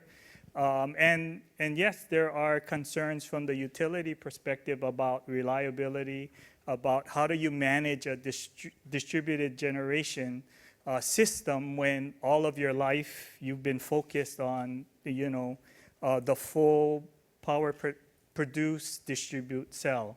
And so it's definitely a big change from the regulatory, pricing, economic perspective. So here is my skeptics reporter's way of looking at this. You have a lot of capacity to add solar power, being a state with a lot of sun, but solar power does have limitations still, especially with storage and being able to run things at night. So where is the rest of that renewable electricity going to come from, especially in an island where you're probably not going to give up all of your vistas to wind turbines and where you are probably not going to build large-scale nuclear reactors? Well, actually, it's against our Constitution to have nuclear generation, so we can't do nuclear. But let me just say this, as you look across the state, we have a wide range of options for renewable. You know, obviously everybody knows about the volcanoes on the island of Hawaii, but we have huge potential for geothermal, wind we have strong wind regimes across most of the island states. The island of Kauai generates a lot of their energy from hydroelectric power.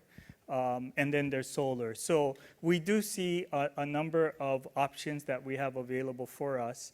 And we do have a couple of partnerships that I think are advancing in other areas that have potential. You know, the U.S. Department of Defense, U.S. Department of Energy, because of Hawaii and the things that we're doing with renewables, has invested in R&D funds in our state. So we have a wave generation project off of the Marine Corps Station in Kaneohe, looking at various alternatives to generate energy off of wave action. And then we are looking at biofuels and hydrogen as other options in that fuel mix. So, you know, I know an earlier panelist said for the 100% to happen, the challenge is storage. It really is about storage. It's about how we will be able to generate the power from the renewables when it's available, store it, and be able to deliver it to the customer when they want to use it in a reliable and safe fashion. So that's the challenge.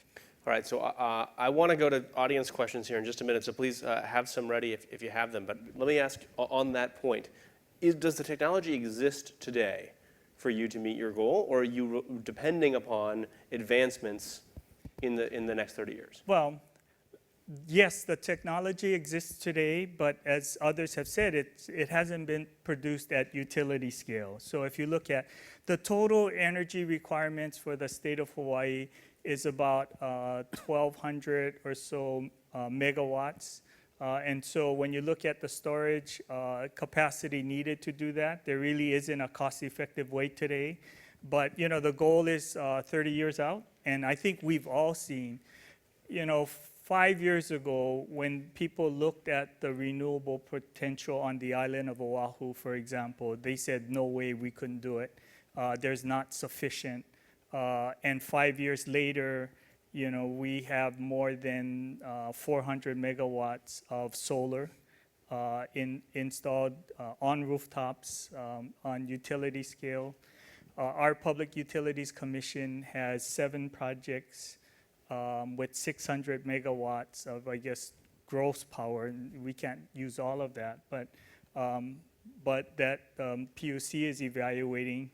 All of them will generate energy below what we pay to generate oil using energy using oil today. And all of them will reduce the cost to our consumers. And so, you know, I believe that there are a lot of different things that will come available. I think that there are technologies today that could be used, but they're not cost effective. So it's really that price power curve about what storage vehicle will be able to use. And I actually started in renewable energy research when I graduated my EE degree. And there are a lot of storage options, I think conventional that people don't view as storage. Hydro, storing, you know, pumping water and generating off of hydro is an option. So hydrogen, I know that there's been talk about hydrogen, has been talked as a fuel storage mechanism for solar. So I think that there are a couple things that are not quite commercial or cost effective that we can do today. And it's really about which ones will get that breakthrough that will get us to allow us to be 100%. I know that economists worry a lot about costs, particularly for the poor, because energy is such a large part of what low-income people consume. And so when you raise their electricity costs or their fuel costs, you are necessarily taking a bigger bite out of them than out of your wealthier residents.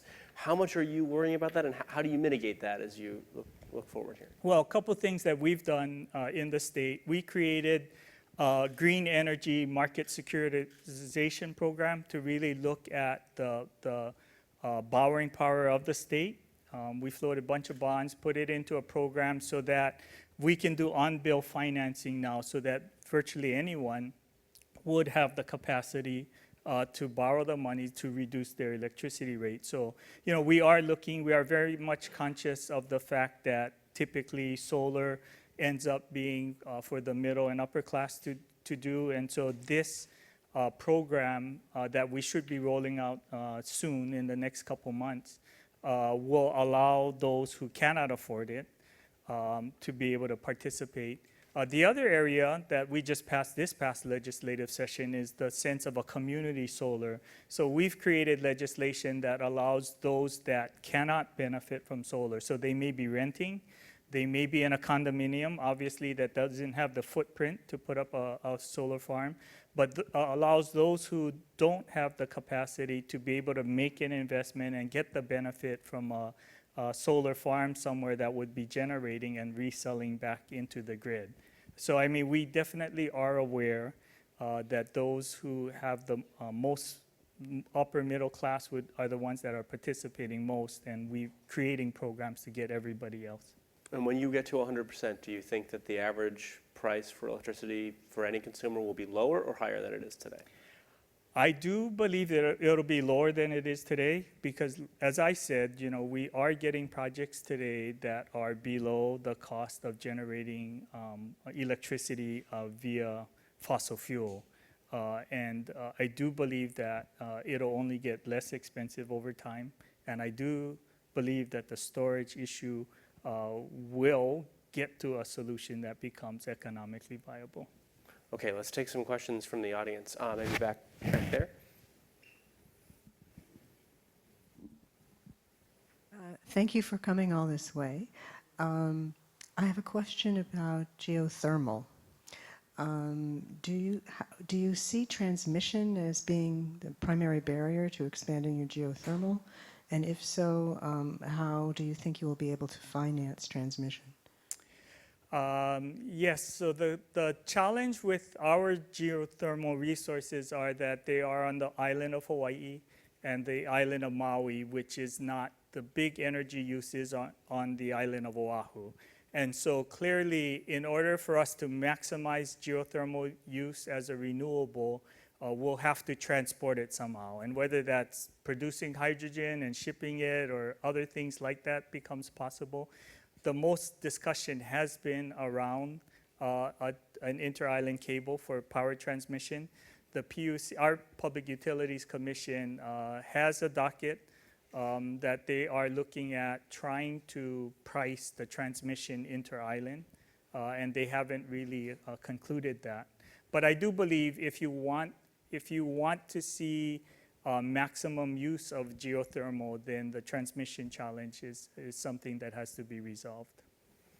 And then maybe one right here in the front. Oh, wait, sorry, over here. Thank you, Governor. It's nice to see a fellow engineer in the governor's office. Thank you. I wanted to ask you, as the amount of renewables in a distributed implementation grows, and you have to worry about how to run the grid without central plants as much, assuming that you don't follow the LNG path. How much have you been looking at microgrids as a way to manage that transition?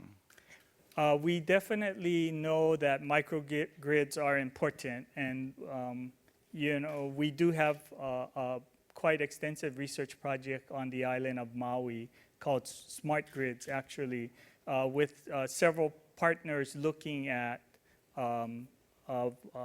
increasing the intelligence, you know, putting in more sensors, you know, trying to get data so that we get a better understanding of both the energy producers and users, and then looking at effective ways to maximize where the energy is generated and where it's used and optimize that solution.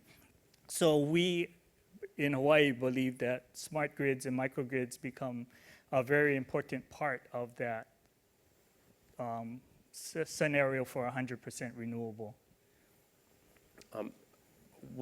I'll take one more question, and I think that the microphones are in the back, so I saw a hand back there. Yeah. Right. Yeah, right. Okay. So you mentioned the concern for Hawaii with sea level rise, and in light of the National Flood Insurance Program and keeping rates artificially low, what is Hawaii doing to address resilience?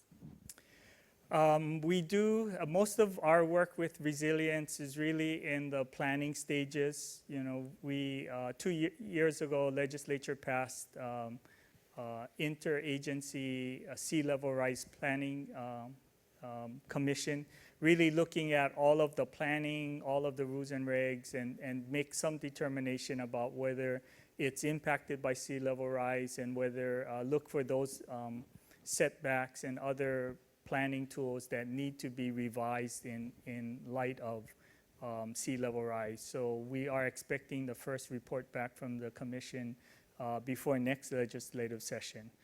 So, you know, we are looking at our emergency management system has really moved toward the notion that each community needs to be prepared for natural disaster, sea level rise, self-resiliency. And so we're in the process of organizing each and every community to think about what happens in natural disaster or sea level rise conditions and start to make plans to improve that. We created a specific task force at Waikiki because, you know, our number one industry is the hospitality industry, and Waikiki is the number one asset. And begun to ask the questions about what kinds of public infrastructure or other investments we can make into Waikiki to help us deal with sea level rise and make it a more resilient community. Okay, I want to ask a couple questions about the national context of this, because as you mentioned, you're a small state, but you're going first. So what do you hope, if you pull it off, what would you hope that other states could learn from your experience? Well, I would say that when we pull it off, because I don't believe that there's any doubt that we'll do it. You know, I think that there are a couple things I think that becomes attractive, and I'm really talking to all of you, those of you who are involved with renewable companies, those involved with hydrogen storage. You know, Hawaii becomes a great test bed. We're an isolated grid. We have actually five or six isolated grids, depending on what scale of project you want to look at. You know, we definitely are committed to solving the problem. You know, we hope to attract R&D types of investments because, yes, the technology exists today, but not commercially viable.